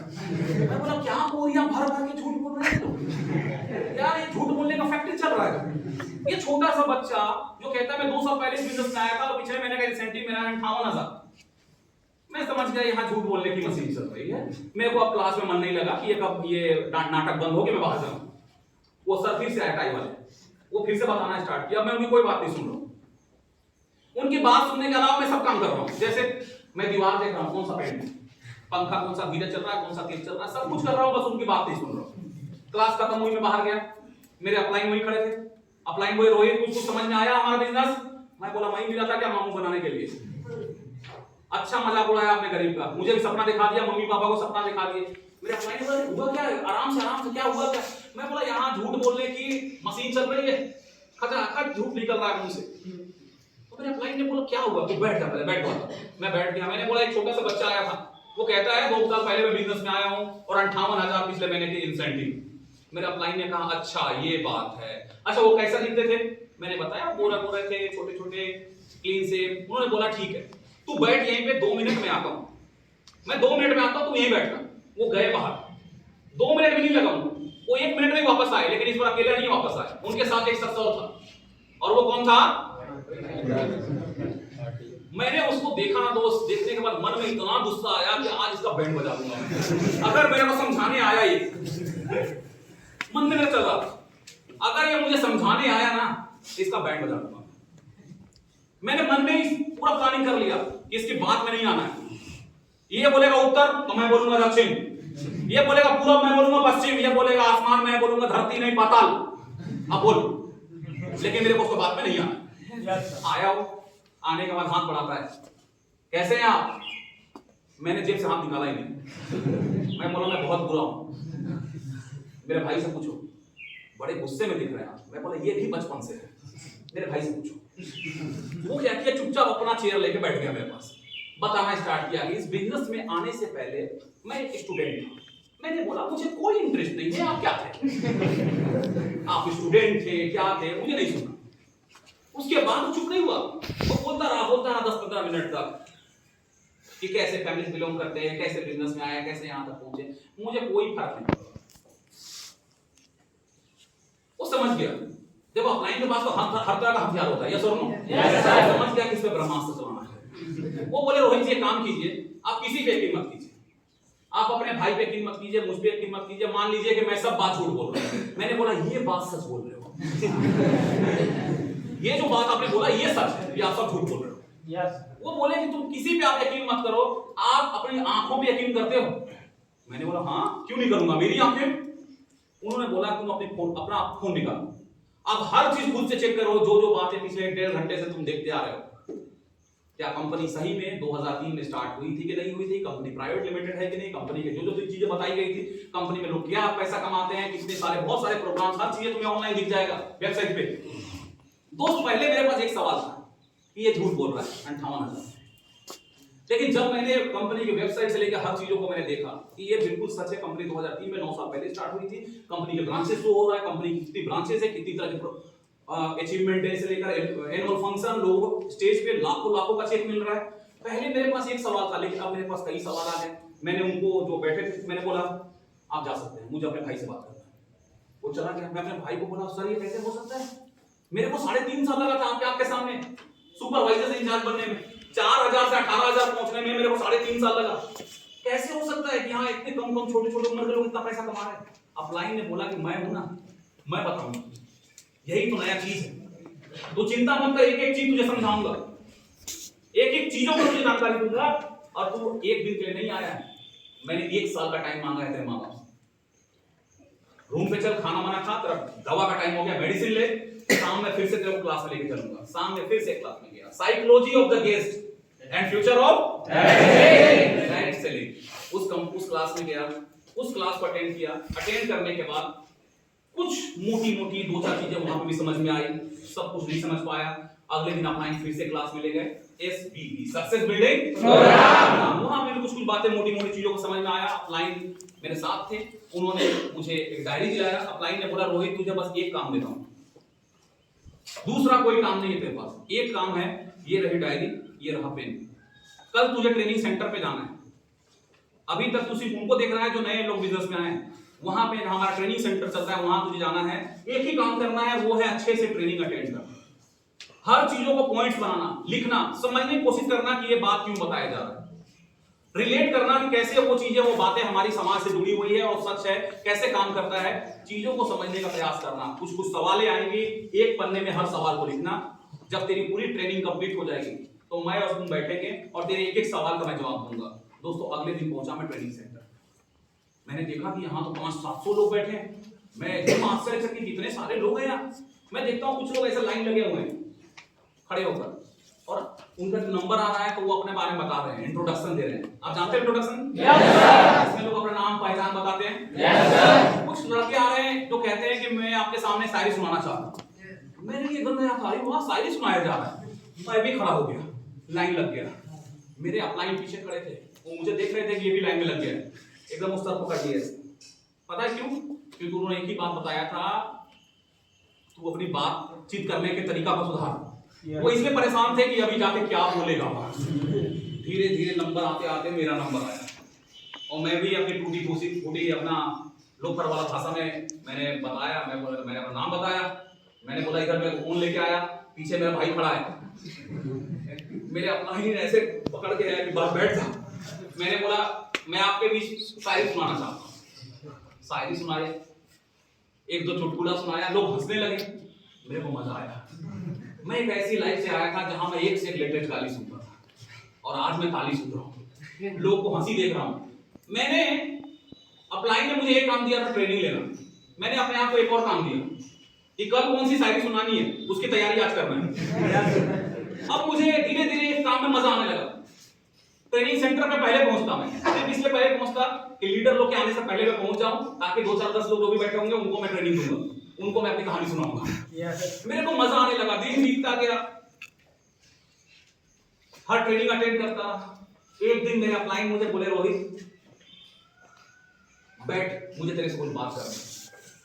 तेरी ऑलमोस्ट लगभग सब ट्रेनिंग कंप्लीट हो गई, मुझे तेरे से बात करनी है कुछ, और मैं चाहता हूं कि हर सवाल का जवाब सोच समझकर और तू ईमानदारी से देना। उन्होंने बोला रोहित एक बात बता, मैंने तेरे पिता को वादा किया कि 1 साल के अंदर रोहित अपने परिवार को घर से बाहर निकालेगा। अब तू मुझे बता इतने दिन से तू ट्रेनिंग अटेंड कर रहा है, बिजनेस के बारे में सर्च कर रहा है, जान रहा है, सीख रहा है, देख रहा है लोगों को। अब मुझे एक बात बता, क्या तुझे सच में यकीन है कि इस बिजनेस को करके तुम अपने परिवार को घर से बाहर निकाल सकते हो? अगर यकीन है तो आज से तेरा बिजनेस स्टार्ट हो जाए। और अगर लगता है कि नहीं हो पाएगा, या शक है कि शायद हो भी जाए, शायद ना भी हो, तो तुझे मैं घर पहुंचा देता हूं और तेरे पिता से हाथ जोड़कर माफी मांग लूंगा। मैंने बोला सर, अगर यहाँ पे लोग पैसे कमा सकते हैं, लोग लाखों रुपए कमा सकते हैं, तो मैं क्यों नहीं कमा सकता? यही ट्रेनिंग वो भी अटेंड किए, मैं भी वही ट्रेनिंग अटेंड कर रहा हूँ, मैं क्यों नहीं बन सकता? मुझे 100% यकीन है कि मैं इस बिजनेस को बहुत बड़ा बनाऊंगा। मुझे 100% यकीन है कि इस बिजनेस को करके मैं अपने सारे कर्ज को दूर करूंगा। मेरे अपलाइन ने कहा वेरी गुड। वो 1 घंटा मेरे जीवन का सबसे इंपॉर्टेंट 1 घंटा था जो मैं अपने अपलाइन के साथ रहा। ऐसे तो हर ट्रेनिंग इंपॉर्टेंट थी, लेकिन अगर मैं ये कहूं कि पूरी ट्रेनिंग का निचोड़ मुझे उस 1 घंटे में मिला। मेरे अपलाइन ने कहा रोहित, सबसे पहले तू एक कुछ बात को समझ। मेरे अपलाइन ने मुझे अगर कुछ किया तो अपलाइन ने मुझे बड़ी सोच दिया। अपलाइन ने बताया जो मैंने आपको स्टार्टिंग में कि गरीब क्यों रहता है, अमीर कौन बनता है। मेरे अपलाइन ने क्लियर किया कि भारत एक विकासशील देश है, ये विकसित डेवलप कंट्री नहीं है भारत। और जिन विकासशील देशों में एक चीज कॉमन है, और कॉमन ये होती है कि यहाँ पे लोगों को निःशुल्क रोजगार रहता है। निःशुल्क रोजगार वो ये कि दूसरों की जिंदगी में झांकना। कुछ भी करो, लोग तुम्हारे जीवन में झांकेंगे, इंटरफेयर करेंगे। उन्होंने मुझे बताया कि एक इंसान सबको खुश नहीं कर सकता रोहित। तू आज जब इस बिजनेस को स्टार्ट करेगा तो कुछ लोग तेरे से नाखुश भी होंगे। मेरे अपलाइन ने उस 1 घंटे में जो मेरी विजन क्लियर किया कि एक इंसान पूरी दुनिया को खुश नहीं कर सकता। क्या आप हमारे देश का प्रधानमंत्री मोदी जी हैं, क्या वो पूरी दुनिया खुश करते हैं? उनके काम से कुछ लोग खुश हैं। हमारे योगी आदित्यनाथ जी, क्या सब लोग खुश हैं उनसे? उनके काम से कुछ लोग खुश हैं, नाखुश हैं, कुछ बुरा भला भी बोलते हैं। इसलिए अपलाइन ने बोला रोहित, तू सबको खुश नहीं कर सकता। उन्होंने बताया कि हमारी मानसिकता गरीबों की क्या होती है, बस नौकरी कर। आज जब तू बड़ा करने की सोच रहा है तो लोग हंसेंगे तेरे ऊपर, लोग तेरे बिजनेस प्रपोजल को एक्सेप्ट नहीं करेंगे। लोग हो सकता है ऐसे मिले जो तुझे कहें कि ये बेकार सा काम है। मुझे मेरे अपलाइन ने रिजेक्शन के लिए तैयार किया कि यदि तू ये सब झेलने को तैयार है तो वेलकम है हमारा बिजनेस। Yes sir. क्योंकि इस बिजनेस में बड़ा बना जा सकता है, लेकिन बड़ा बनने से पहले प्रक्रिया होती है। एक पत्थर को अगर मूर्त बनना है प्रक्रिया होती है, छेनी हथौड़ी खाना पड़ता है। अगर पत्थर छेनी हथौड़ी नहीं खाएगा तो क्या मूर्त बन सकता है? नहीं बन सकता। मेरे अपलाइन ने मुझे बताया कि इस बिजनेस को तू आज करना स्टार्ट किया है, लोग को आदत नहीं है। अगर तू लोगों को ये बोलेगा कि आप मेरी कंपनी में महीने के 2 या 5 लाख कमाते हैं, लोग को लगेगा ये पागल सा बात कर रहा है। भला 5 लाख कौन कमाता है? 5 लाख तो वो कमाते हैं जो करोड़ों रुपए लगाते हैं। यस और नो? Yes sir. बाहर की दुनिया में कोई व्यक्ति 5-10 लाख अगर महीने कमा रहा है ना दोस्त, तो उसने करोड़ों रुपए लगाया होगा अपने बिजनेस में। क्या हम करोड़ों रुपए लगाए? No sir. तो आप अगर किसी को ये बात बताओ कि बिना करोड़ों रुपए लगाए हुए तुम 5 लाख कमाओगे, क्या यकीन करेगा कोई? No sir. अपलाइन ने मुझे रिजेक्शन के तैयार किया। उसके बाद दोस्तों मैंने एक बड़ी लिस्ट बनाई। लिस्ट बनाने के बाद मैंने इस बिजनेस को शेयर करना स्टार्ट किया। सबसे पहले 3 क्लोज फ्रेंड को ये बिजनेस मैंने ऑफर किया। बचपन के दोस्त। कौन दोस्त? वो तीसरे लाइन वाले। स्टोरी याद है ना? Yes sir. थर्ड लाइन वाले 3 दोस्तों को मैंने बिजनेस ऑफर किया। बिजनेस देखा, बिजनेस देख के बाहर आया। मैंने पूछा कैसा लगा हमारा काम? देखना हम सब दोस्त मिलकर ना गर्दा मचा देंगे इस कंपनी में, खूब सारा पैसा कमाएंगे। मैंने कह तो दिया, अब वो मुझे ध्यान से देख रहा है। ध्यान से देखने के बाद उसके कुछ सवाल, उसने सवाल मुझसे पूछा। उसके सवाल ऐसे थे जिस सवाल का जवाब रोहित नहीं दे पाया। उसके सवाल ऐसे थे जिस सवाल का जवाब मुझे लगता है यहाँ बैठा हुआ कोई शख्स उस सवाल का जवाब नहीं दे पाया। आप इंसान, आप छोड़ दो, दुनिया का कोई इंसान नहीं दे सकता। भगवान से पूछे तो भगवान भी कंफ्यूज हो जाए कि सवाल का क्या जवाब दूं। अब आपको लगेगा ये कौन सा सवाल है? उसका सवाल था दोस्तों, लेकिन किंतु परंतु ऐसे वैसे तैसे तो।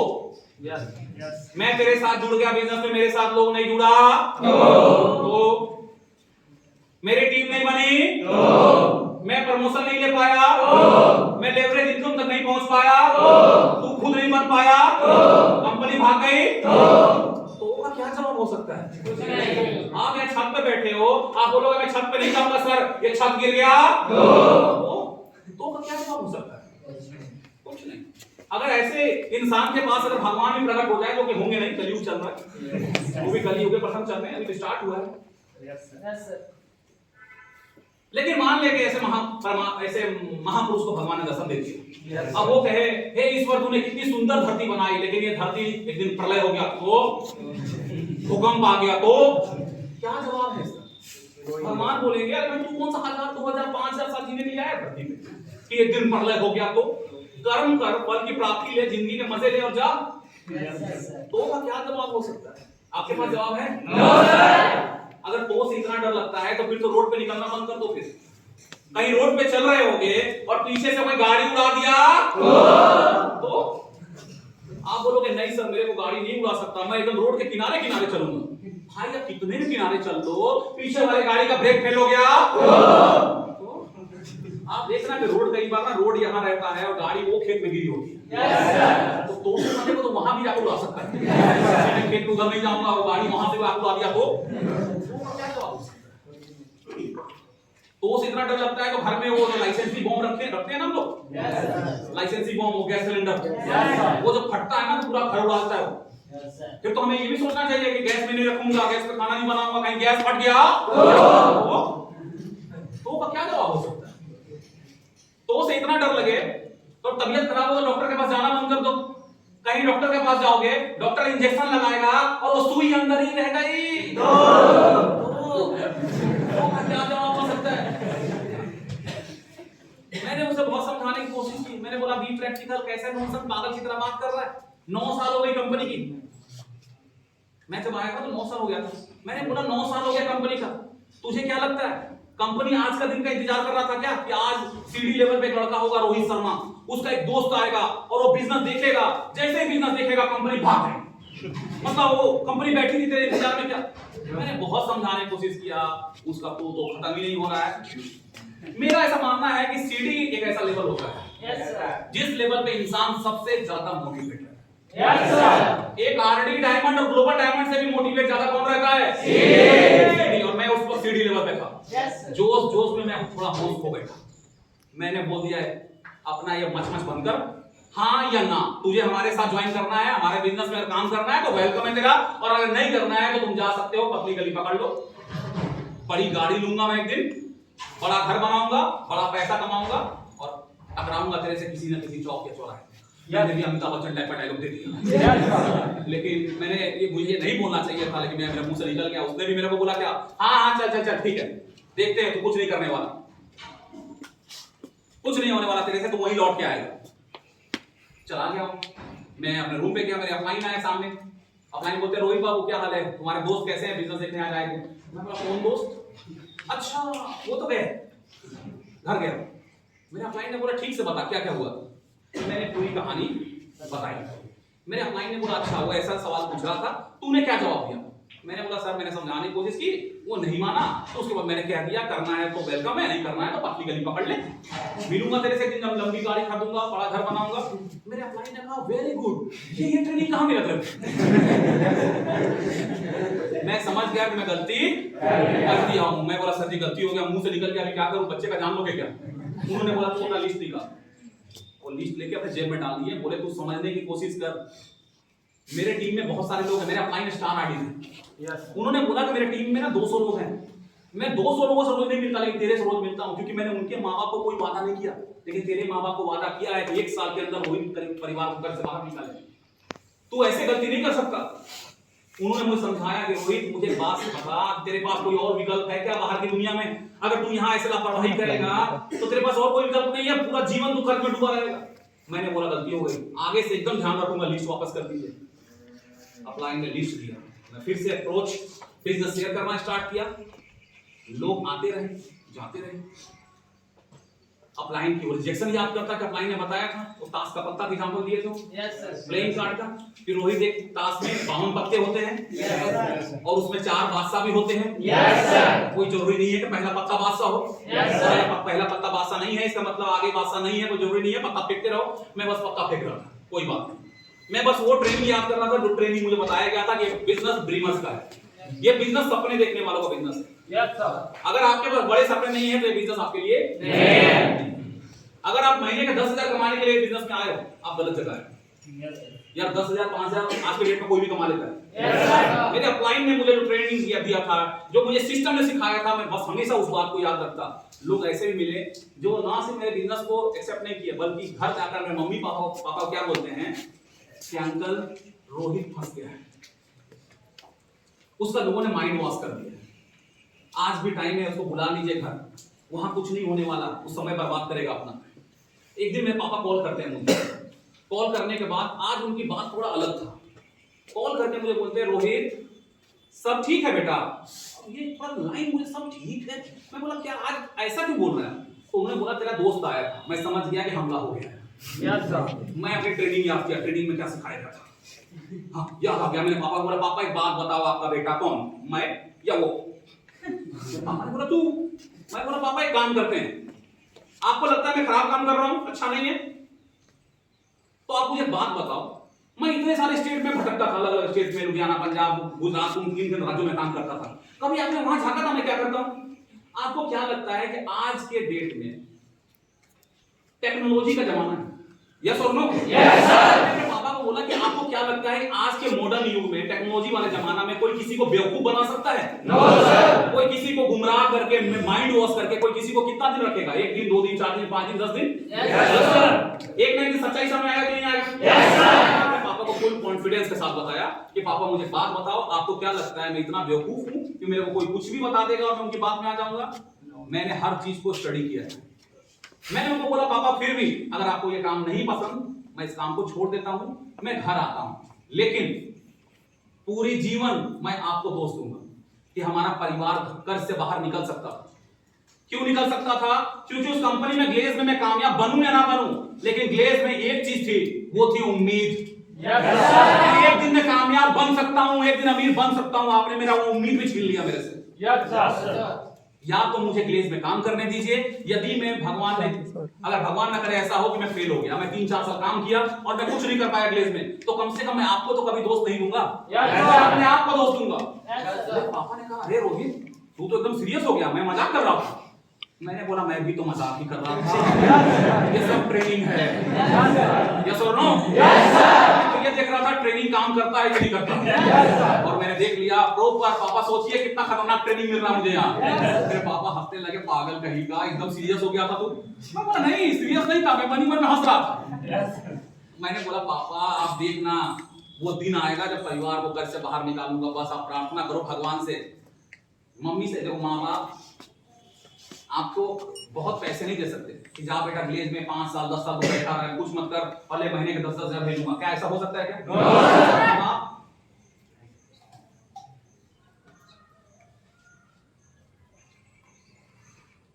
माँ बाप एक चीज कर सकते हैं, वो ये कि वो प्रार्थना कर सकते हैं ईश्वर से कि मेरे बच्चे को जल्दी कामयाब करो। यस और लोग मिले जो मेरे बिजनेस प्रपोजल को एक्सेप्ट नहीं किया, लेकिन मुझे वो लोग भी मिले जो बादशाह थे, जिनके अंदर ड्रीम था, जो लाइफ में कुछ बड़ा करना चाहते थे, जिनको मौके का तलाश था। वो लोग जो डिसीजन लेने की क्षमता रखते हैं, आखिरकार मुझे वो लोग भी मिले जो आते के साथ बिजनेस देखे, एक्सेप्ट किए, बोले कि तैयार है, चलो करते हैं। एक टारगेट मैंने बनाया। मेरे टाइम में एक टारगेट था कि यदि 0+4 मंथ के अंदर अगर आरडी बनते हो तो आरडी नहीं बल्कि क्या कहलाओगे? और अभी के टाइम में उसको बढ़ाकर कितना कर दिया गया है? 0+7 मंथ में आरडी बनते हो तो आरडी नहीं बल्कि स्टार आरडी बनोगे। क्योंकि मेरे अपलाइन स्टार आरडी थे, मेरा भी ड्रीम बना था कि मैं भी अपने भाई की तरह, अपने अपलाइन की तरह स्टार आरडी बनूं। देखो कर्म करना हमारे हाथ में, फल देने के लिए कौन बैठा है? मेरे पास अगर जो समय बचा है, अगर मैं फुल मेहनत करूं, भले रिजल्ट मिले या ना मिले, मेरा फर्ज बनता है मैं कर्म करूं। पूरा जी जान मैंने लगाया। मैं जानता था कि टारगेट यदि मिला है, ये आसान नहीं होगा 0+4 मंथ में बनना, लेकिन आसान चीजों की कदर कहां करता है दुनिया? अगर आसानी से सब मिल जाए, जाहिर सी बात है कंपनी ने टारगेट देखो, मैं उस वक्त इतना नहीं समझता था कि स्टार बनने से क्या बेनिफिट होगा। मेरे अपलाइन ने मुझे बताया कि रोहित तू नहीं जानता, मैं बताऊंगा तुझे, बस कुछ मत कर। इस जो टाइम पीरियड है स्टार आरडी बनने का, इसमें पसीना बहा, मेहनत करना पड़ेगा और उसका रिजल्ट तुझे मिलेगा डायमंड लेवल पे। एक आम डायमंड जहां महीने के अगर 2 लाख कमाता है, तो स्टार डायमंड महीने के 4-5 लाख कमाता है। उससे 2 गुना कमाता है वो, क्योंकि उसके लिए अलग से क्लब बना हुआ है कंपनी में। कंपनी के पूरे टर्नओवर का 2% उसको मिलता है। मेरे अपलाइन ने मुझे बस मोटी शब्दों में बताया, मैंने काम किया, मेहनत किया, अपलाइन की गाइडलाइंस में काम किया, टीम के साथ मिलकर काम किया, जिसका रिजल्ट ये निकला कि 0+4 मंथ नहीं बल्कि 0+3 मंथ में इस बिजनेस में मैं आरडी नहीं दोस्तों बल्कि मैं स्टार आरडी बना।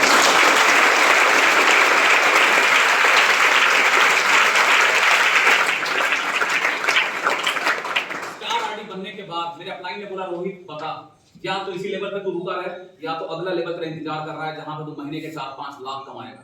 अब बता कि यही रुकना है कि तू आगे बढ़ना है। अगर तू वहां पे पहुंच गया तू अपने कर्ज को तो यूं खत्म कर ले। दोस्तों मैं रुका नहीं, अगला लेवल था मेरा वो था डायमंड। अगर मैं डायमंड बनता तो कौन सा डायमंड कहलाता? स्टार एलडीडी स्टार डायमंड कहलाता। दोस्तों 3 लाइनों में आरडी बनाकर डायमंड बना जाता है। लेकिन ये बिजनेस डुप्लीकेशन का बिजनेस है, कॉपी का बिजनेस है। अपलाइन जैसा होता है उसका डाउनलाइन भी वैसा ही बनता है। अगर आप मोटिवेट रहते हो हमेशा तो आपका डाउनलाइन भी मोटिवेट रहेगा।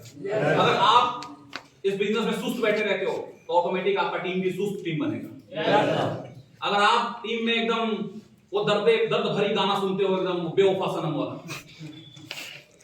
दिल तोड़ने वाला, तो यकीन मानो आपका डाउनलाइन भी वैसा ही बनेगा बेवफा सनम।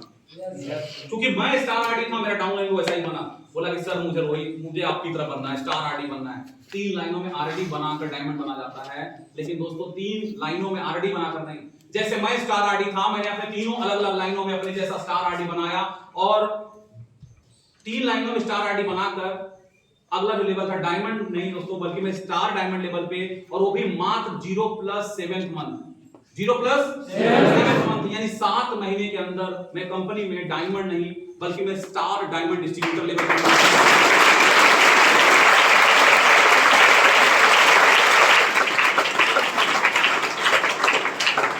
स्टार डायमंड बनने के बाद मेरी इंसेंटिव इनकम बहुत बढ़ी। मैंने अपलाइन में तो 4-5 लाख तक की बात की थी, लेकिन दोस्तों मैंने डायमंड लेवल पे मैंने सबसे हाईएस्ट जो इंसेंटिव बनाया एक महीने का 9 लाख तक का मैंने इंसेंटिव बनाया डायमंड लेवल पे। और डायमंड लेवल ही वो लेवल था जिस लेवल पे मैंने अपने परिवार पे जितने भी कर्ज था मैंने सारे लोगों को पैसा वापस किया। उनका पैर छूकर मैं धन्यवाद दिया कि आज मैं आपकी वजह से जिंदा हूं, आपने मेरे पापा को मदद किया। भगवान ना करे कभी आपके ऊपर कोई मुसीबत आए तो आप मुझे याद करना, मैं आपके लिए हमेशा खड़ा मिलूंगा। मैं अपने पापा के पास गया, मैंने बोला पापा मैंने सबको पैसा वापस कर दिया, अब हमारे परिवार पे 1 रुपए का भी कर्ज नहीं है। दोस्तों मेरे पिता की आंखों में मम्मी की आंखों में आंसू आए। उस दिन पता चला कि आंसू भी 2 तरह के होते हैं। एक आंसू वो होते हैं जो दुख में निकलते हैं, और आज जो आंसू मेरे मम्मी पापा के आंखों से निकल रहे थे वो आंखों में दुख के नहीं बल्कि खुशी का आंसू। आखिरकार मेरा परिवार कर्ज से मुक्त हुआ। मैंने पापा को बोला पापा आप ये बताओ अगर मैं उस दिन काम को छोड़ के आ जाता जो आप बोल रहे थे कि मेरा माइंड वॉश कर दिया गया है, लोगों ने मेरे को बहला फुसला लिया है, तो मुझे बताओ कि आज भी हमारा परिवार कर्ज में रहता कि नहीं रहता। मैंने पिताजी को बताया पापा यही नहीं, एक दिन सपना था कि मिट्टी के घर को तुड़वा कर 2 कमरे का पक्के का मकान बनाऊं। अब मकान तो बनेगा लेकिन 2 कमरे का नहीं बनेगा, आलीशान बंगला बनेगा, क्योंकि अब मैं रुकने वाला नहीं हूं। अगला लेवल मेरा इंतजार कर रहा था वो है ग्लोबल डायमंड। ग्लोबल डायमंड बनता तो कौन सा ग्लोबल डायमंड कहलाता? Global diamond. दोस्तों 3 लाइनों में डायमंड बनाकर ग्लोबल डायमंड बना जाता है, लेकिन 3 लाइनों में डायमंड बनाकर नहीं। जिस प्रकार मैं स्टार डायमंड डिस्ट्रीब्यूटर था मैंने अपने तीनों अलग अलग लाइनों में अपने जैसा स्टार डायमंड डिस्ट्रीब्यूटर बनाया और 0+26 यानी 26वें महीने में कंपनी के उस वक्त के टॉप लेवल ग्लोबल डायमंड नहीं दोस्तों बल्कि मैं star global diamond distributor level.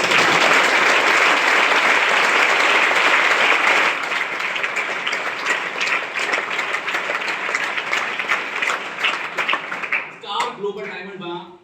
आज इस बिजनेस का देन है दोस्तों। मैं आपको बताता हूं कि इस बिजनेस में जब मैं आया था तो जो मेरा पहला महीना था उस महीना में इंसेंटिव दिया। फर्स्ट मंथ मात्र में 400 रुपए का इंसेंटिव बनाया। क्या रोहित उस 400 के लिए इस बिजनेस में था? No sir. कोई फर्क नहीं पड़ता कि इस बिजनेस में सबसे छोटा इंसेंटिव मेरा 400 का है। फर्क इस बात से जरूर पड़ता है कि सबसे टॉप इंसेंटिव कितने का है। सुनना चाहेंगे आप? एक महीने का बता रहा हूं, एक साल मत समझ लेना।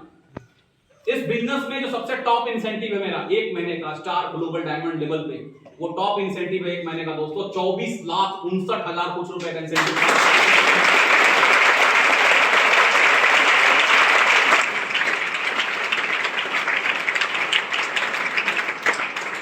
कभी सपना था छोटा सा कि एक पक्के का मकान बनाओ 2 कमरे का। आज इस बिजनेस का देन है कि आज रोहित शर्मा 3.5 करोड़ के अपने आलीशान बंगले में अपने फैमिली के साथ लाइफ बिताता है।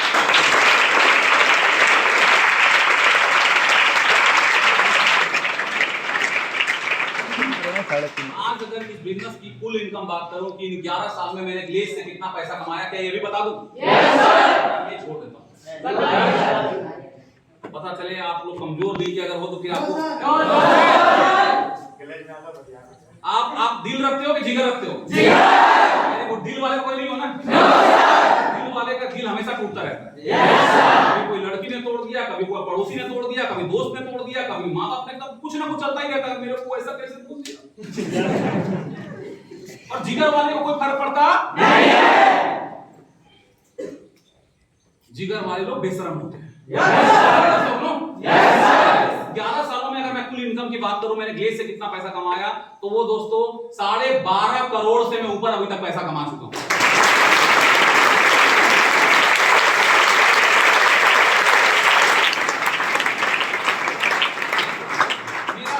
मेरा खुद का एक लॉन्ग टर्म मेरा गोल है इस बिजनेस में खुद का, कि इस बिजनेस में मैं कब रिटायर्ड होऊंगा। क्योंकि देखो, जिस प्रकार हमने एक लाइफ जो जिया, जिसमें हमें बताया गया कि बेटे अच्छे से पढ़ाई लिखाई कर सके, तुझे ढंग की नौकरी मिल जाए, क्या मैं अपने बेटे को बताऊंगा, बच्चे को तू अच्छे से नौकरी कर, अच्छे से पढ़ाई कर ताकि तुझे नौकरी करनी है? मैं नहीं बोलूंगा। क्या अंबानी अपने बेटे को ये बोलता है कि अच्छे से पढ़ाई कर ताकि तुझे बिजनेस नौकरी करना है? नहीं, बिजनेस। तो मैं एक रिटायरमेंट टाइम रखता हूं कि मैं इस बिजनेस से कब रिटायर्ड हूं, जब मेरा इनकम टोटल में ग्लेज में जब मैं 100 करोड़ टच कर दूंगा। कितना? 100 करोड़ जिस दिन टच हो गया, मैं उस दिन रिटायरमेंट लूंगा और अपने बच्चे को बोलूंगा, आप अब अपने पिता के बिजनेस को और ऊपर लेके जाओ।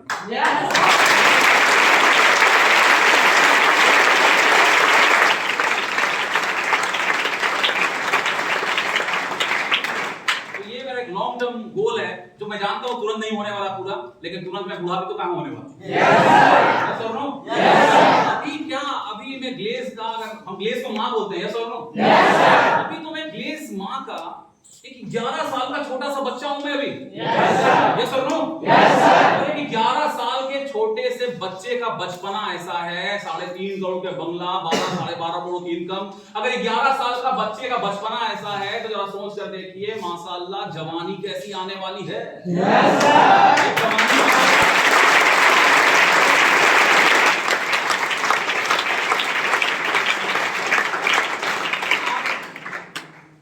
मेरे उन दोस्तों जो दोस्त मेरे बिजनेस देखने आए थे, मेरे 3 दोस्त क्लोज फ्रेंड, क्या लगता है 11 साल समय सिर्फ मेरा बीता कि उनका बीता हो? आज जब भी पटना जाना होता है तो मैं अपने दोस्तों से मिलूं या ना मिलूं, मैं अपने दोस्तों के माँ बाप से जरूर मिलता हूं। उनको लगता था उनके बेटे को कौन बिगाड़ के रखा है? रोहित शर्मा। उनके गैंग का मुखिया मैं ही हूं, सरदार मैं ही हूं। आज उनके घर में जाता हूं तो आज वही आंटी जो चेयर अपने घर में चेयर साफ सुथरा चेयर रखा है, लेकिन फिर भी जाने के बाद 2-4 बार और साफ करेगी। रुक बेटा रोहित, रुक, अच्छे साफ करेगी, बैठ मेरा प्यारा बच्चा, और वो फिर बुलाएगी अपने बेटे को। उसके बाद उसको देना स्टार्ट करेंगे पूरे कुत्ता। मतलब एक से लेटेस्ट वाली गाली कि तू जीवन में कुछ नहीं कर सकता। मेरा बेटा रोहित का क्या गलती है? तुझे कब तक बुलाया था कि आप मेरे साथ बिजनेस कर ले, लेकिन तू भाग के आ गया कि रोहित खराब काम कर रहा है, फंस गया है। आज देख रोहित कहां है। जब उसको गाली पड़ता है ना तो मैं आंटी को बधाई कहता हूँ, आंटी आपको मेरी कसम है एक गाली और दे। मेरा दोस्त कहता है आप तो मेरे घर मत आया कर। मैं बोला नहीं, मैं तो जब तक रहूंगा, जब तक पटना आऊंगा तब तक तेरे घर आऊंगा। कंपनी भाग गई तो कंपनी तो वही है। कंपनी आज 9 साल से 20 साल हो गया, भाग तो कोई और गया था। यस और नो? आज वही बिजनेस है दोस्तों। लोग बदलते हैं। आज लोग आपको, जब आप संघर्ष कर रहे हो तो लोग आपको ताना देने वाले मिलेंगे, बुरा भला बोलेंगे, लेकिन जब वो कामयाब होंगे तो वो लोग गिरगिट की तरह रंग बदल लेंगे। उसके बाद वही लोग बोलेंगे मैं जानता था इस बंदे में कोई दम है, मुझे पता था उसकी कंपनी कुछ कर सकती है। आज वही दोस्त बोलते हैं नहीं यार, हम ग्लेज को समझने में गलती कर दी, हम उसकी पावर को समझ ही नहीं पाए। उसमें से कुछ एक आध ऐसे हैं जो आज इतना होने के बाद भी नहीं समझे। वो दोस्त किसको देते हैं? भगवान को। भगवान ही नहीं चाहते थे कि मैं भी ग्लेज में काम करूं, भगवान ही नहीं चाहते थे कि मैं भी अमीर बनूं। मुझे बात बताओ, क्या भगवान नहीं चाहते थे? भगवान उसको बैठे बैठे उसको ग्लोबल डायमंड बना देगा क्या? भगवान ने उसे किसी माध्यम के जरिए रास्ता दिखाया, मैं उसको बुलाया। अब आने के बाद आप एक घर में हो, आपके घर पे दरवाजे पे लक्ष्मी आई है और लक्ष्मी को देखने के बाद भी दरवाजा बंद कर लोगे तो गलती किसकी? हमारी है। दोस्तों समय उनका भी बीता, समय हमारा भी बीता, लेकिन आज रोहित शर्मा आज से 11 साल पीछे जब इस बिजनेस में मैं नहीं था, आज से 11 साल पीछे भी मेरा यही नाम था रोहित शर्मा, लेकिन रोहित शर्मा को छूटता भी नहीं था। मेरे मोहल्ले के ठीक से 20-50 घर के अलावा बाहर के दूसरे गांव वाले मुझे नहीं जानते थे, लेकिन आज वही रोहित शर्मा है कि जब मैं अपना नाम लेता हूं तो अपने आप में प्राउड फील होता है कि आज ये नाम एक ब्रांड है। आज इस नाम ने लाखों लोगों का पहचान बनाया। आज मुझे हजार नहीं लाखों लोग अलग अलग स्टेट में जानते हैं। आज इस नाम ने वो रुतबा कमाया जिसको एक गांव के लोग नहीं जानते थे। आज रोहित शर्मा, मैंने भी 10 दिन पहले एक फोटो डाला था, कई सारे दो साल जिस व्हाट्सएप ग्रुप में जुड़ा हूं, मैंने फोटो डाला था कि मेरी जो आराध्या है, मेरी बेटी अभी 5 साल की होने वाली है 31 तारीख। तो आराध्या का आधार कार्ड बना पहली बार, और उसको आधार कार्ड अपने हाथों से कौन दे रहे हैं? मेरे राज्य के मुख्यमंत्री। रोहित शर्मा ब्रांड बन गया है जिसको आज से 11 साल पहले कोई नहीं जानता था। आज वो नाम पहचान कहां से मिला? इंडिया प्राइवेट लिमिटेड की देना है।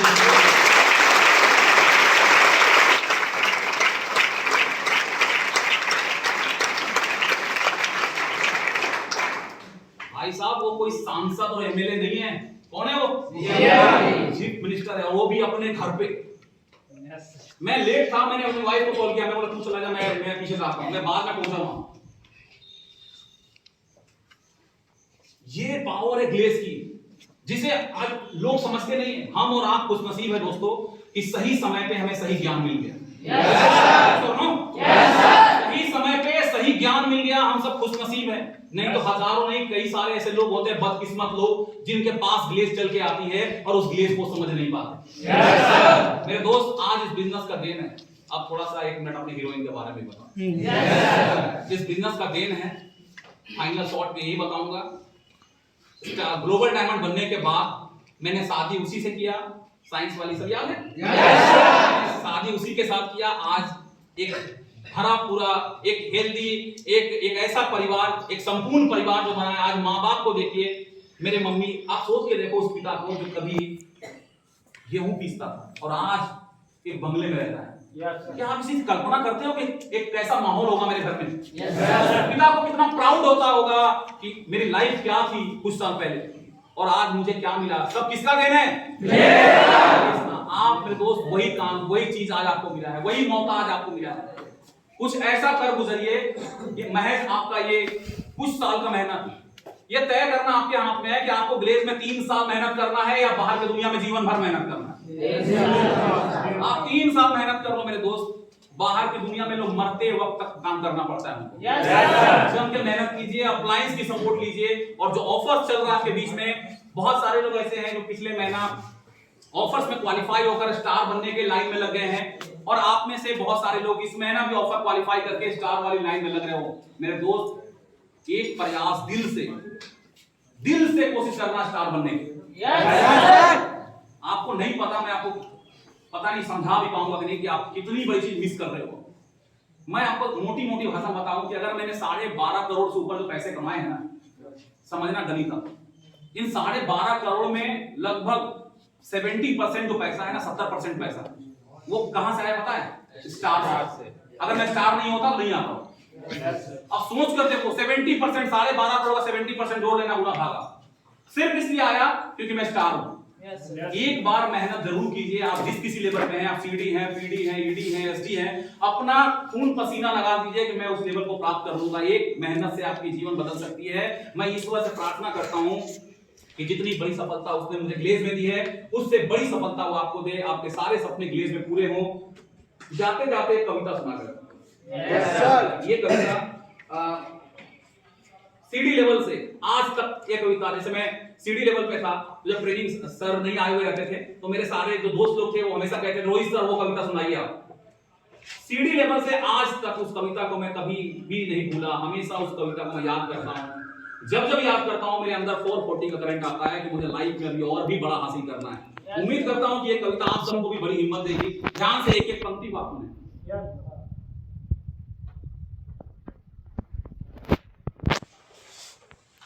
मेरे हालात पे हंसने वाले, Yes. मेरे हालात पे हंसने वाले ये ना सोच ले कि मैं कमजोर हूं। मेरे हालात पे हंसने वाले ये ना सोच ले कि मैं कमजोर हूं। ये तो बस वक्त वक्त की बात है, कभी दिन है तो कभी रात है।